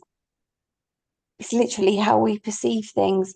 Like that picture, I saw the picture of the trash heap, and I was like, "Oh, yeah," and just thinking the completely negative things. But like you said, it's a cry for love. And it's weird because when you said that, I thought, yeah, someone could be just, sorting that out and clearing it and tidying it up. That was my next thought it went to. Hmm. And it explains why nothing you perceive means anything. See, I really struggle with those sentences. Hmm. Oh, doesn't Why you can mean perceive all anything. purpose in everything. Okay, well, let's break it down. The idea for today explains why you can perceive all purpose in everything. Yeah? All purpose. You can see love in the trash heap, in a war, in the worst that the ego can manifest. You can still see the love because it's still there. Just underlying it, buried, covered over. Explains why nothing is separate by itself or in itself. Because it's one awareness that underlies this. So think of it this way. This might be helpful. In a movie, you go watch a movie, and there's various scenes and characters, and things change over the 2.5 hours of the movie. A lot. What is the one thing that doesn't change?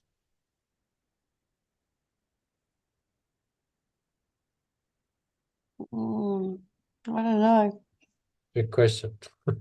Well, think about it. What are you looking at? What doesn't change? You're in a movie theater, or doesn't matter. You're watching it on your computer or on a TV. What doesn't change?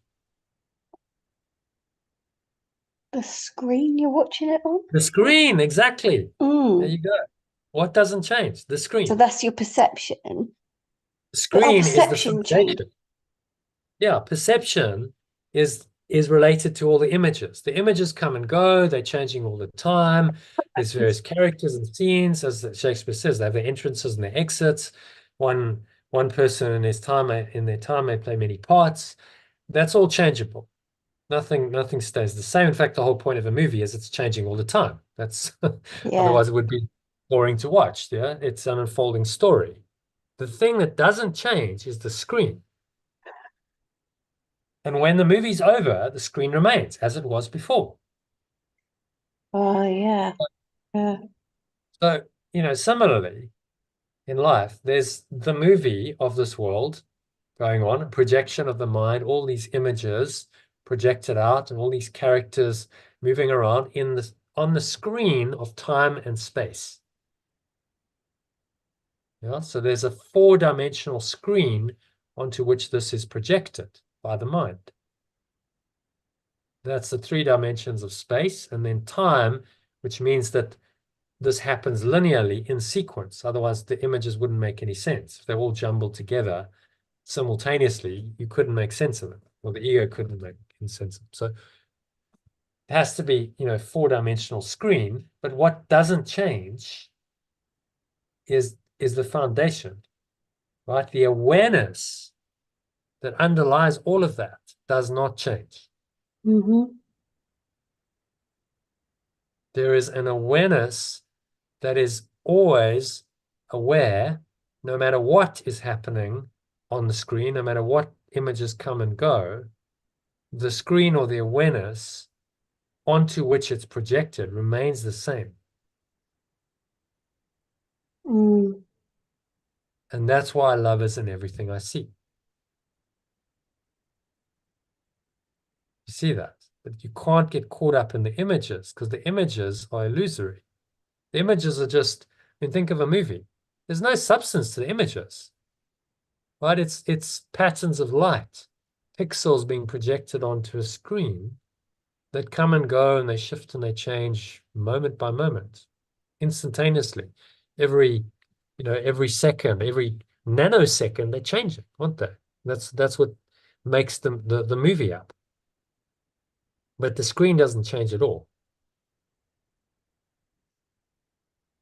And that's the same Yeah. analogy applies to love. Love Yeah. does not change at all, even though all the stuff is projected over it to cover it over. Do you understand why it's called a veil of illusion?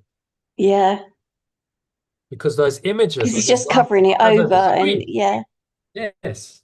And they're designed to absorb your attention so completely that you forget about the screen. But actually, what are you doing when you're watching a movie? You're watching the screen for 2 hours. You're sitting staring at the screen. And there's various images, shifting and changing, and your mind interprets those and gives them a meaning and finds that entertaining or upsetting or scary or whatever. It interprets it. But actually, what's really happening is you're just sitting watching a screen for 2 hours. Yeah. Fascinating. Mm.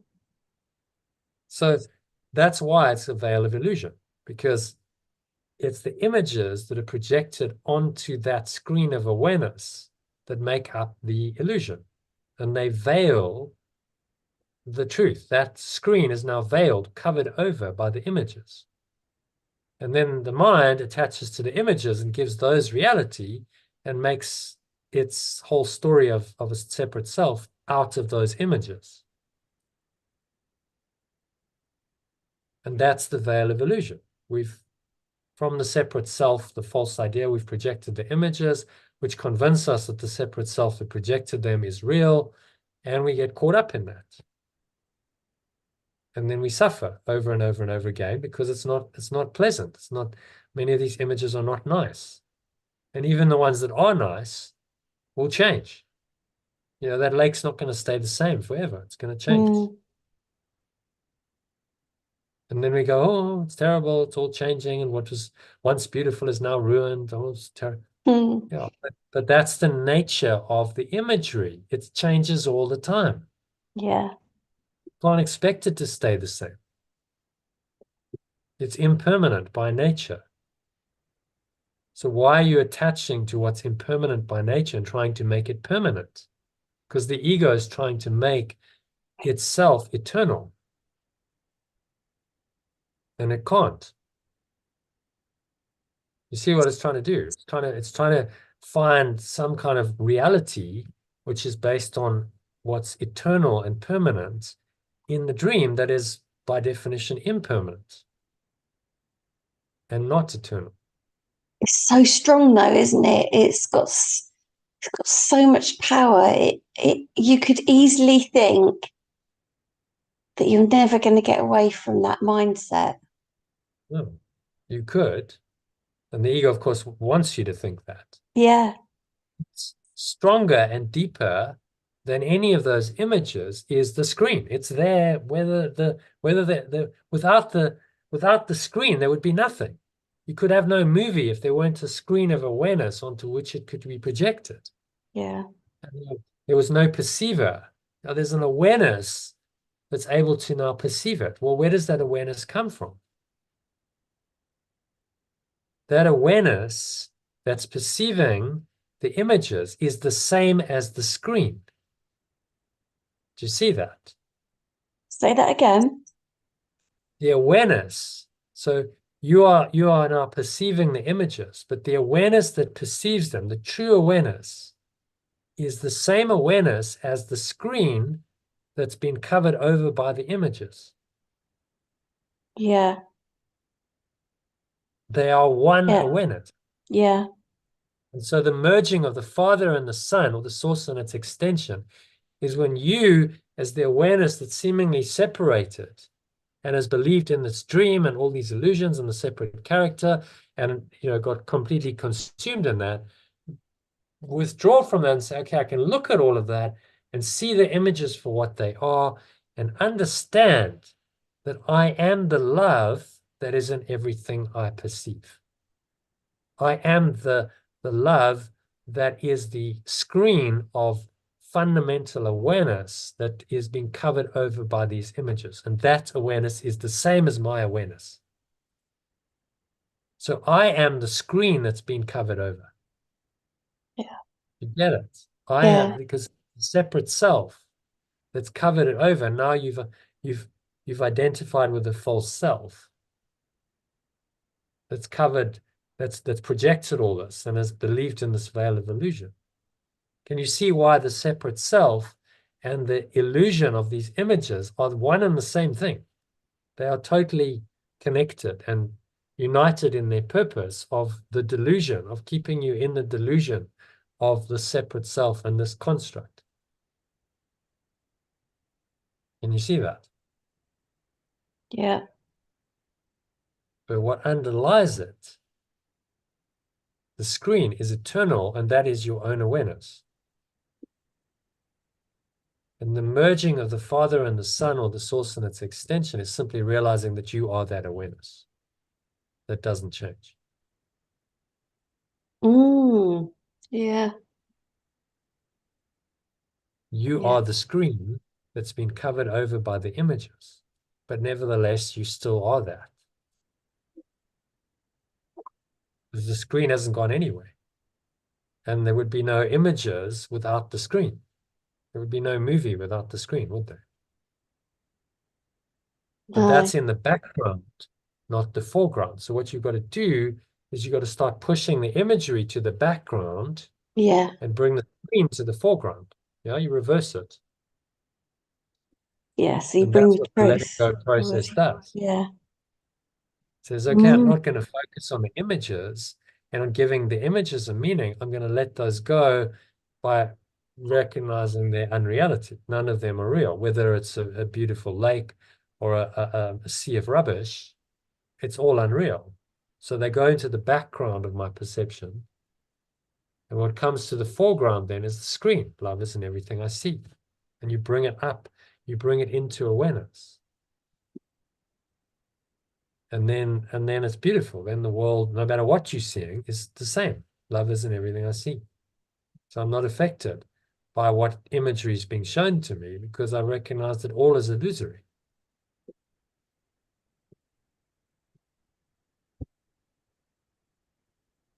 And then you can be as joyful in a rubbish heap as you can be in the most beautiful nature scene. That's bringing up my seeing dead animals thing. Yeah. And I'm trying to turn it around. It's a bit like the trash heap was at the beginning. Yeah. Oh, Because that's then the ego projecting onto the screen. And through those images, it's tempting you to believe in your false self. yes, it's the suffering for me. It brings up, Oh. the thoughts of suffering. But only the ego can suffer. Yeah, In love, in spirit, there's no suffering. It just is because it's perfect. It's whole, it's complete. There's no suffering at all. So the whole thing is it's just this gigantic trick. It's a deception of the mind.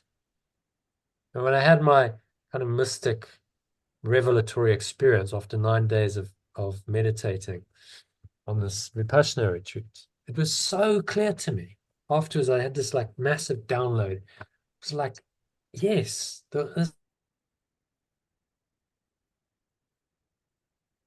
this entire world is just this ego that wants to cover over this awareness that I've just experienced. That pristine, pure formless awareness, which I went into purely for however long. There's no sense of time, a few minutes, probably only. But all the ego is trying to do is to cover that over with all these images so that I will believe in the separate self and all of its thoughts and emotions. yeah. So the world then is the justification for all of those negative thoughts and emotions, which are designed Absolutely. to cover over that pristine, pure formless awareness, which is what I really am. And then I was like, I get it. Finally, the course drops, the whole thing downloads, and I'm like, I get it. Finally, I see what Yeshua is trying to say here, and what every teacher, spiritual teacher, has tried to say. That's why it's called the veil of illusion. Yeah. It's designed to trick us into believing in this false self and all of its negative thoughts and emotions, so that we deny this pristine, pure awareness and we're not aware of it. Because in that pristine, pure, formless awareness, none of those thoughts and emotions and the self-concept that they constitute exist. Do you see that? In perfect love, none of that exists, and there's no Yeah. need for any imagery. You don't need an illusion. No, because it just is what it is. It is what it is. Exactly. Yeah, It yeah. just is. And there's no requirement to make up images or stories. You don't have to have a dream. You don't have to be born. You don't have to die. You don't have to suffer. None of that is required in that pristine, pure awareness. It just is. And you're perfectly happy in that. And there's nothing to do, ever.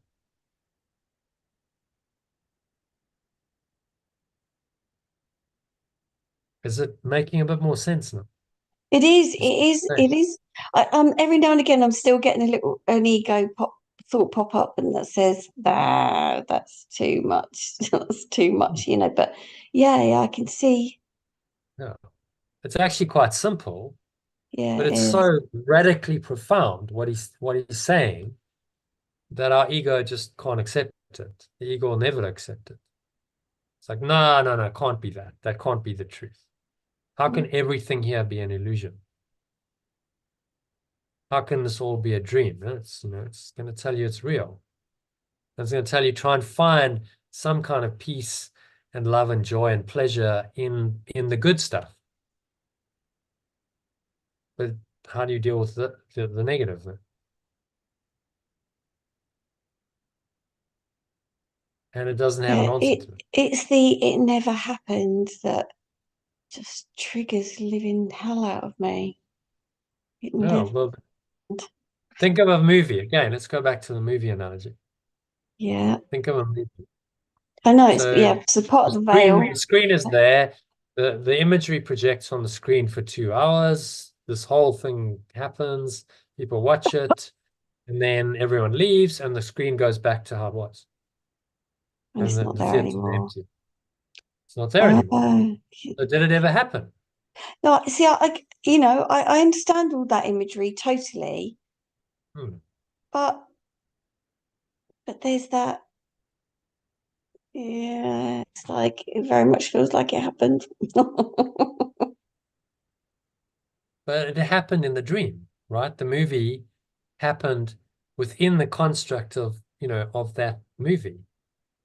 And for the characters caught up in it, it seemed to happen. But then when the movie's over, where are the characters? They're gone. I mean, a movie's a really good analogy, actually.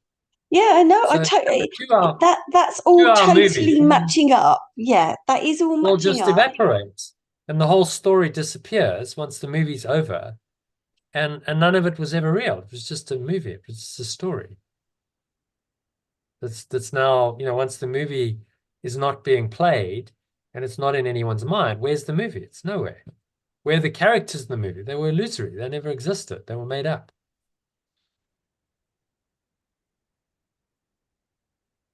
And that's just the movie is a microcosm in this world, a little symbol in the dream of what, actually is happening in reality. Yeah, It's there to teach us and point us to the truth beyond the movie. Love isn't, this is a non-dual statement. If love isn't everything I see, without exception, there's no exception. Love isn't some things I see. Love is only in the good thing. No, love isn't everything I see. You have to transcend the duality of the images and realize that there's only one screen and it's the same screen. Whatever's happening in one area of the screen and another, and the characters are doing their thing, the screen is the same.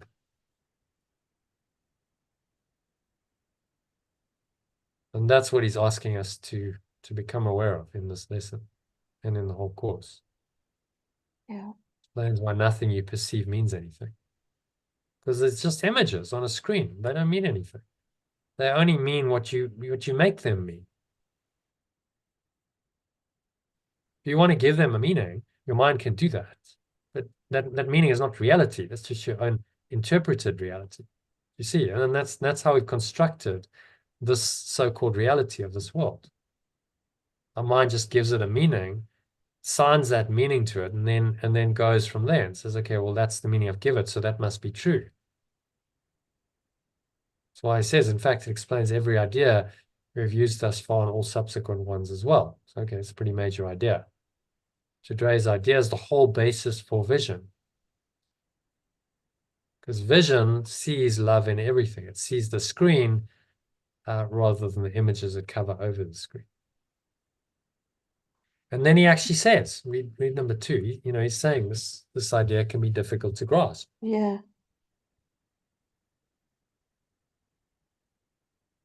Okay, so read number 2. You will probably find this idea very difficult to grasp at this point. You may find it silly, irreverent, senseless, funny, and even objectionable. Certainly, pure formless awareness of perfect love is not in a table, for example, as you see it. Yet we emphasize yesterday that a table shares the purpose of reality, and what shares the purpose of reality shares the purpose of its source.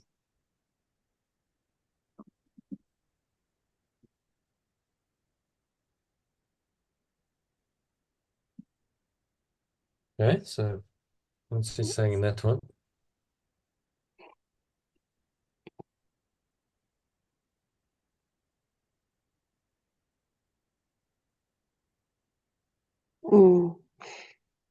I can't process now. I nearly fell asleep halfway through reading that sentence. Well, that's actually quite good because then it just goes into your subconscious. Yeah. You're in alpha state. So what he's really saying is that everything is the same. Everything shares this one purpose. Mm. You see it in a table, you see it in a rubbish heap, you see it in a human being, you see it in an animal, you see it in a plant. It's the one awareness that is transcendent, that's universal. And the purpose of everything, the purpose of this universe, seeming physical universe, is to become aware of that awareness. That's all. To help us reach him, to become aware of this awareness of the screen and realize that that is our own awareness. We are not separate from that in any way. So everything is designed to help us reach that awareness. And God, this awareness, intends that we use all things to help us reach it. That is what they're really for. People, situation, objects, sounds. If you use nature in this way to help people to become aware of this awareness, you are perceiving the true purpose of nature. And that's why it feels good, because you're interpreting and using it correctly.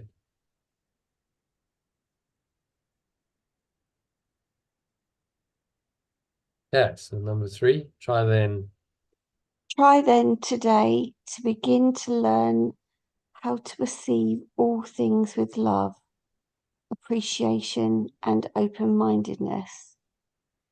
You do not perceive them truly now. Would you know what is in them? Nothing is as it appears to you. Its pure purpose stands beyond your little range. When vision has shown you the pure formless awareness of perfect love that lights up the world, you will understand today's idea perfectly, and you will not understand how you could ever have found it difficult.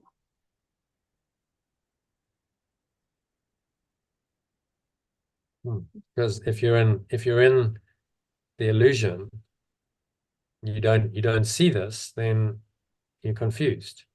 Once you see the light, and you go, oh, okay, I get it. Actually, the light of this true awareness is in everyone and everything, even if they don't recognize it. They don't necessarily know it, but I can see it because it's still there. So I have a choice to perceive it or not. That's the power that you have in any situation. To look on all things with love, appreciation, and open-mindedness. Yeah. And then just read that little bit under the image. Today's ideas, the whole Today's idea is the whole basis for vision.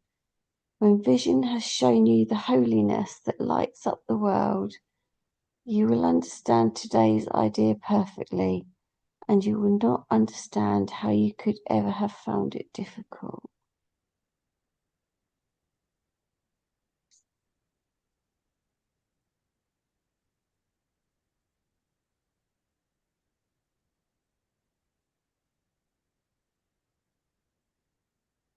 Yeah, see, I still get that picture of, say, a dead badger in the road. It keeps coming up for me, so Oh, I'm like, where's the because the love? ego comes. The ego, that's its resistance to this. Yeah. So, but don't forget the Like dead I've got badgers. examples of what don't look Got like love. examples, all kinds of suffering goes on in the world. How can that be love?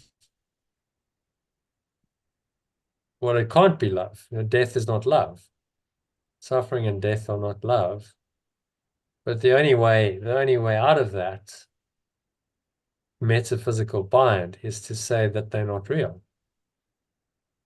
Okay? Oh, You see, that's the only way you're going to get out of it. So they're oh. not love, but they're not real. So if they're not real, then you can let them go and you can accept what is real.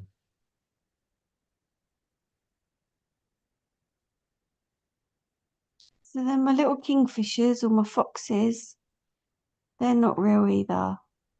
The form of them is not real because they will perish. They will die. Everything Yeah. dies.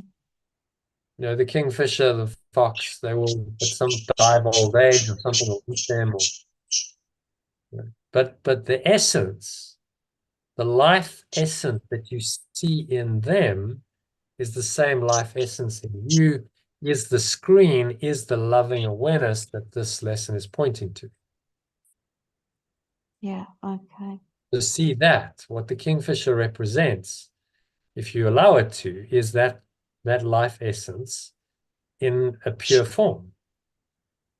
And that feels good and it feels inspired. Just don't get attached to the kingfisher's form. Because then one day the kingfisher won't be there and you go, oh, I missed that kingfisher. But it was never real. The essence of it was real, but the form was not.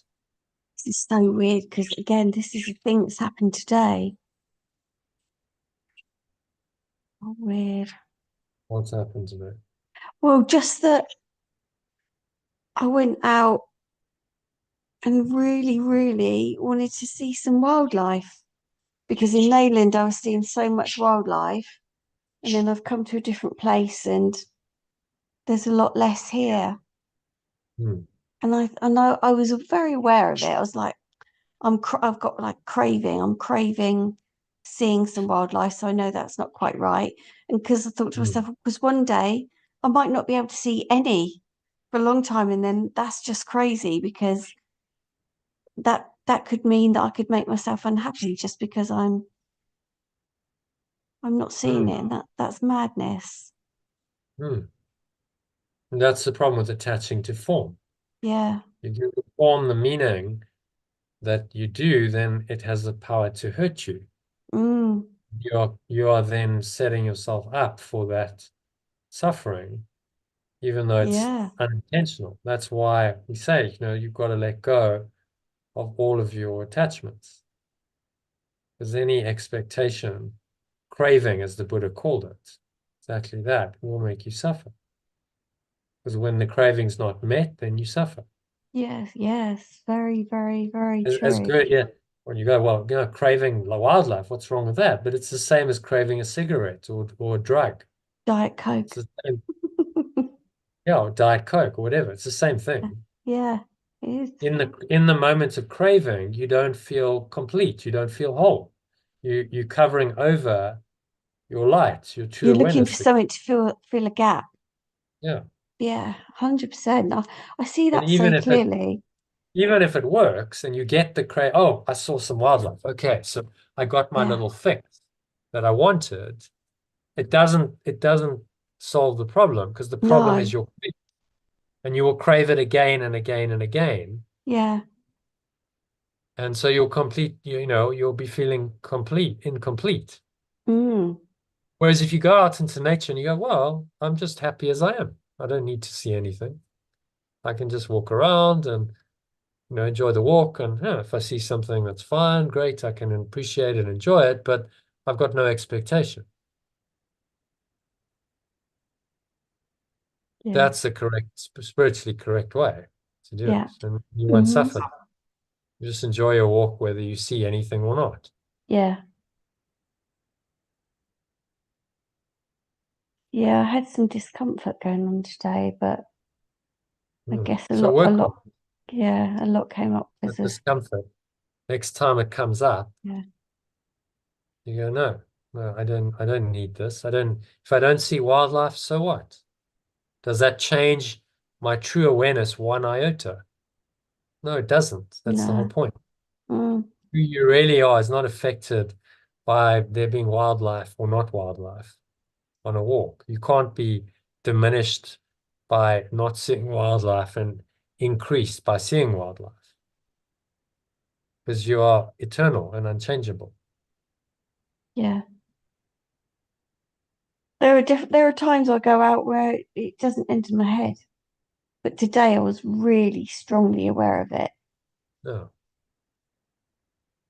which is Mm. good, because then, okay, it's coming up. And you Yeah. see the addiction. Craving is addiction. You are then addicted to that Yeah. But I'm particular feeling form that of the about lots illusion. of things. Yeah. It's comfort at the moment. Chocolate, Oh, yeah, rubbish food, yeah. Diet Coke by the litre. Yeah, I could see it clearly. It was just another So like, oh, you're another feeling. craving. And it never satisfies you. You can't ever be No. satisfied, because the nature of craving is that you keep craving. This is why the Buddha said, the second noble truth of Buddhism is that the source of suffering is craving. The first noble truth is suffering. Second noble truth, the source of it is craving. Third noble truth is you can stop craving. Yeah. And the fourth noble truth is that's the way out of all pain and suffering, to nirvana. And then people go, wow, that's really profound. It's just common sense. Jeez, of course. Like, surely, obviously. How can you ever be happy if you keep craving? I You wonder can't. why I am though. I thought there must be some emotion that I'm not feeling properly and I'm stuffing it back down again. Filling the gap, trying to fill the gaps. But it'll come up, I'm sure. It'll come out. Well, it's the ego self-concept. It's this thought system of guilt. You're guilty for seemingly separating from source, and then you fear punishment, and then you seek some kind of satisfaction in the dream, because you're feeling less than, you're feeling discontented. So then you have to try and find satisfaction in the dream, and so you crave something externally to fill the void, but that's never going to work, because the void is as a result of your own disconnection from source. You denied your formless awareness of perfect love. That's the problem. As soon as you do that and you believe that, then you have to try and fill that void in your mind with something else. And the But ego says, well, I'm not craving all the time.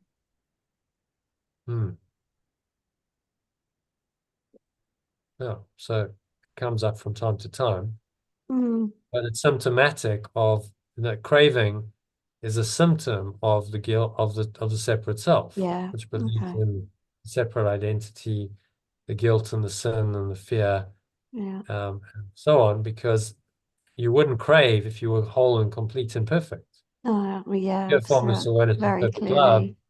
there's nothing to crave. You're perfect already. So the craving denies that awareness, doesn't it? Very effectively. I Yeah, keep craving and desiring. Well, it's really saying to my mind that I'm not pure formless awareness of perfect love and completely whole and complete and perfect and content. I'm this separate self craving something to meet my imagined need, then which when you denies. partake in those things that you're craving, they keep you separate Yeah, even exactly. more. Yes. The more you play that addiction, the Yeah, more the craving gets strengthened, the more you identified with your separate self that, is very needy. It needs to have its needs met yeah, as it's defined them. And that makes you feel limited and lacking and lonely. It's inevitably suffering because those needs are not always going to be met. And, this is the way of death. And we know, I mean, you see people who are highly addicted to whatever it is, substances, gambling, sex, it's a path of death, isn't it? It leads them down a very destructive pathway to inevitable, degradation, inevitable suffering and death. um, So if you honor your cravings, you're just saying, well, I'll carry on suffering. What you're saying, I'll just keep doing what's going to hurt me, yeah, like hitting your head against a brick wall, yeah. and you just keep doing it and blaming the wall. Not smart. No, So when they come up, you just got to catch them and say, no, I'm not doing that anymore.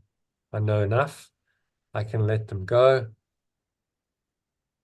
and not get caught up in the endless cycle of craving and then disappointment. I crave and then my cravings aren't met, so I'm disappointed. And so I crave some more. I'm disappointed some more, and it's a very, disappointing reality. yeah, You live it. A parody, as Yeshua says, this is a parody of true reality, a miserable parody of life. This is not what life is. Life is pure formless awareness of perfect love and nothing else. It's not this miserable parody that you created of yeah, limitation, lack, loneliness, suffering, and death. And you can't reconcile them. You have to, it's one or the other here. You can't be pure formless awareness of perfect love, whole, complete, and perfect, and also be limited, lacking, lonely, suffering, and doomed to die. These contradict each other. yeah. So you've got to choose. Very, very simple, actually. Very, very simple. All right, so let's do some practice then, shall we? Do the meditation to end the session. I Just a will short fall talk. asleep though. Yeah, well, it's mainly open-eyed, so we'll just do a bit. Close your eyes for a couple of minutes just to get into it. Then we'll do it open-eyed, Okay. and then we'll close it up. All right, so just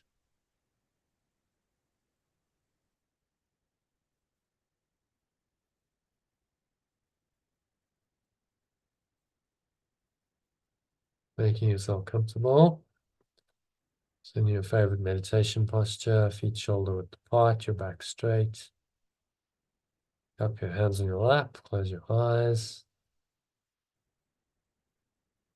and start off by taking a nice deep breath in through the nose. Breathing in, noticing how the stomach rises and the chest rises, and the subtle flow of air in through the nostrils. You clench the sphincter muscle, you lock the energy in, pull the energy up the spine to your heart center, putting one hand on your heart, connect to your heart space, and draw it up into the crown of your head. Pausing at the top of the inhale.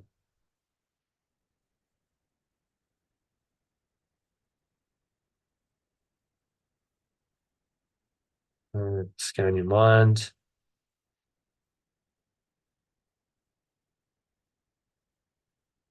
Just notice any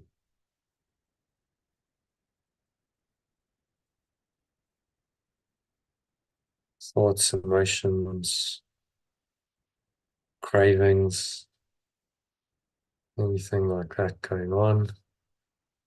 Just repeat today's idea to yourself. Love is in everything I see. And apply it to whatever is coming up in your thoughts, to whatever you notice, whatever you're thinking about. Just say love is in everything I see. As love is in my mind.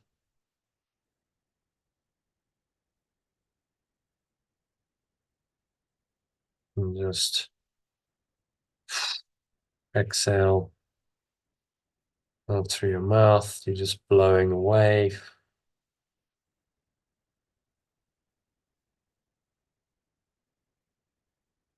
Blowing it all away.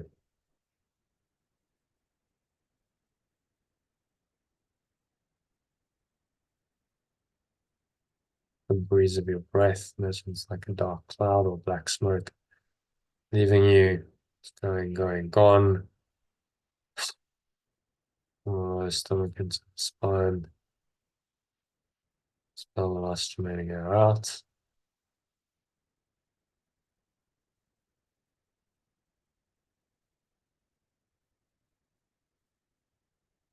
And just find this deeper awareness, the screen we talked about. Fundamental awareness, that which doesn't change, which is eternal.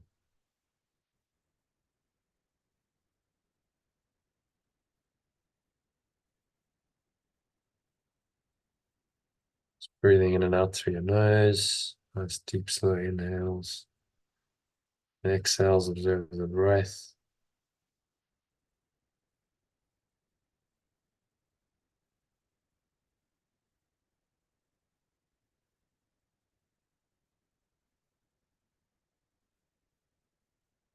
And with each breath, you go a little bit deeper into true reality.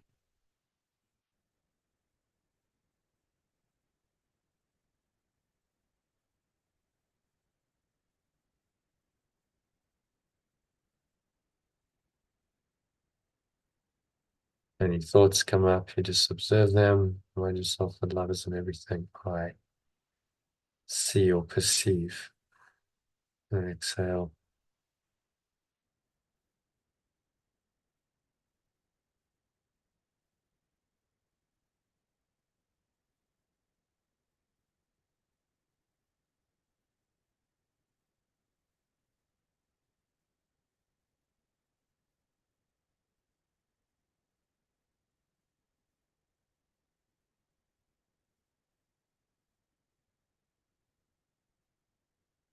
Just sinking into the quietness for a minute or two. There's nothing else to do, nowhere else to go. Just breathe, let the breath just happen automatically to you, through you, and for you. And just quiet your mind, let go of all thoughts.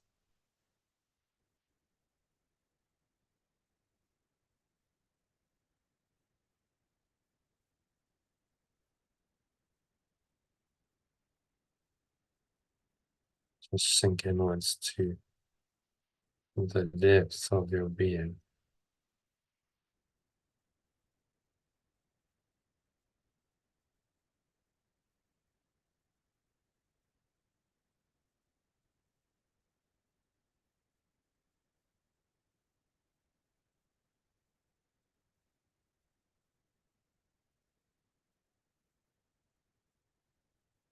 And if any thoughts come up, just remind yourself that love isn't everything I perceive. So that includes whatever I'm perceiving, whoever I'm perceiving. Breathe in the love. This loving awareness is infusing every pore, every cell, every muscle of your body, every part of your mind, and every fiber of your being.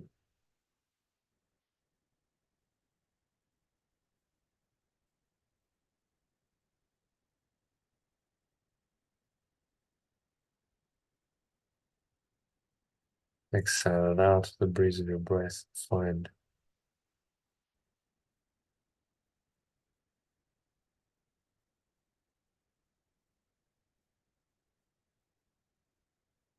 the stillness.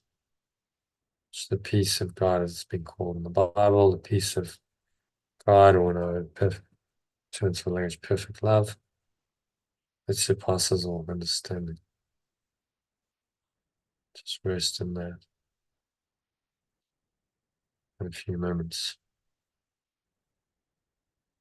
longer.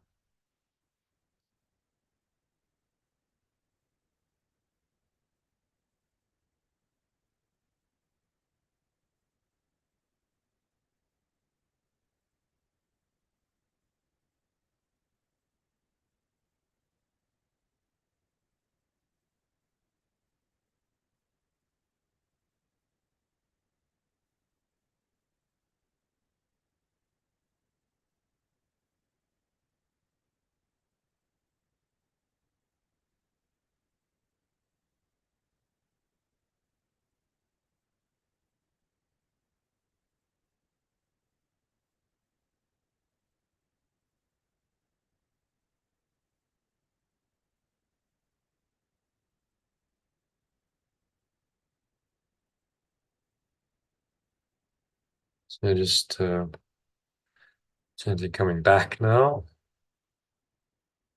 Just bring your attention back into the body and the breath. Fire that into the senses and the world. And on the count of three, you're going to open your eyes. So one, just breathing in, noticing how the stomach rises and the chest rises and the subtle flow of air in through the nostrils.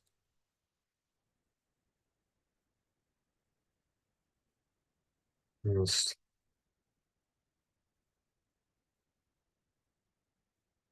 pausing at the top of the inhale. Smile, you scan your mind.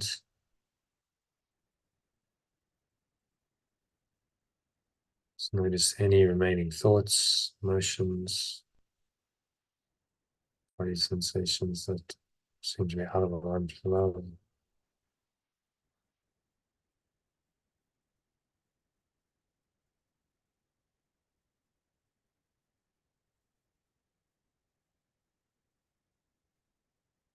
Just let them go with the breath. Exhale, remind yourself love is in everything I see. Love is in everything I perceive. Blow it out. Going, going, gone. That's how the air flows out. Chest and the stomach suck back in. Stomach into the groin.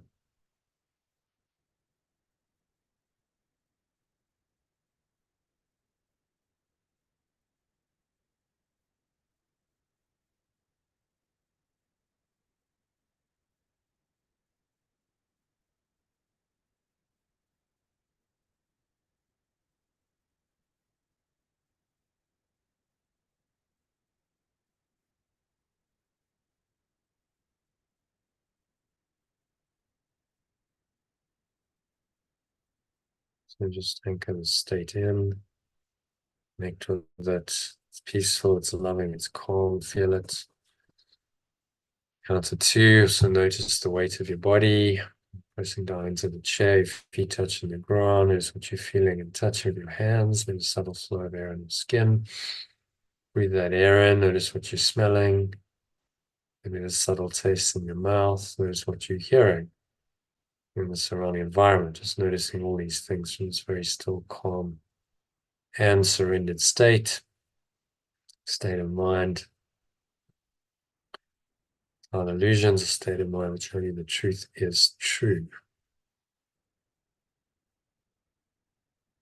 So now on the count of three, just anchor that state in. You're going to look around. You're going to open your eyes. And just look around the room. Apply the idea in its external form. So say perfect love, God, or perfect love, if you prefer. Translation is in this, and then apply to whatever you happen to see. Don't select anything, don't avoid anything. Just whatever happens to come to mind. God is, or love is in this wall. God, love is in this computer screen. It's in this mobile phone. Perfect love is in this hand. Perfect love is in this lamp. Perfect love is in this body. Perfect love is in that door. Perfect love is in that wastebasket. And so on. Perfect love really is in everything. That's what this is trying to teach us. So breathing in again. That perfect love is in everything I see.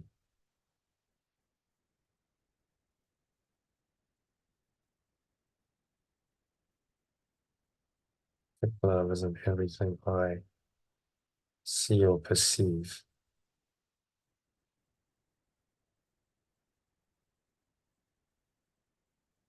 And so it is. Connect with the feeling of higher awareness, sense of peace, calm, detachment. Notice that by noticing it, you make it real and you start making it your default state of awareness. The more you notice it, the more you're in it, the more aware you become of it, the more this becomes your default state.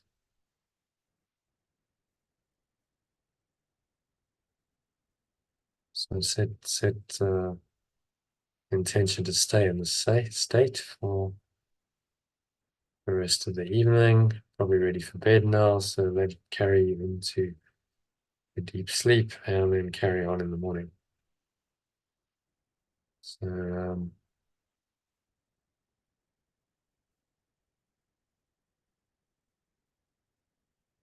and that brings us to the end of the meditation and of tonight's session. So thank you, Lynn,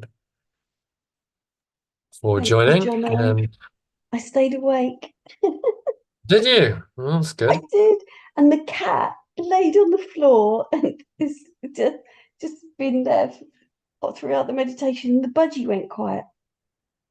And I meditated with Yeah, he did. They felt the energy. yeah, yeah. Spirit is Oh, with you. Yeah. Yeah. So good session, well done. thank you And so much. Yeah, it's brilliant. Thank you. just, use that higher purpose. Repeat it every Yes. day. Yeah, well. Forget it. And that becomes the catalyst for your awakening journey. I need to Thing with, incorporate it on my website somehow. yeah, you can say, this is my mission. It's Yeah, commonly stated as a mission or a vision statement, however you want to phrase it. Mission yeah, statement's quite nice. Or my purpose, this is my purpose statement.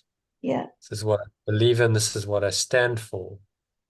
You state that, and that itself is meaningful. People go, oh, yeah, okay, so, yeah, this is what Lynn is about, and this is where it's coming from. Maybe this is why pictures are a little bit different, because there's an awareness that's higher, that's permeating through this website and permeates into everything that she's doing.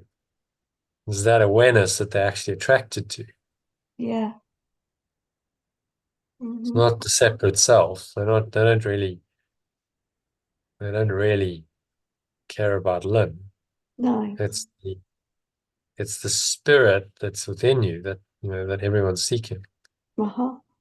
Yeah. Yeah. So you Connect. just become the example of that and the connector to it, and that is then becomes your purpose Yeah.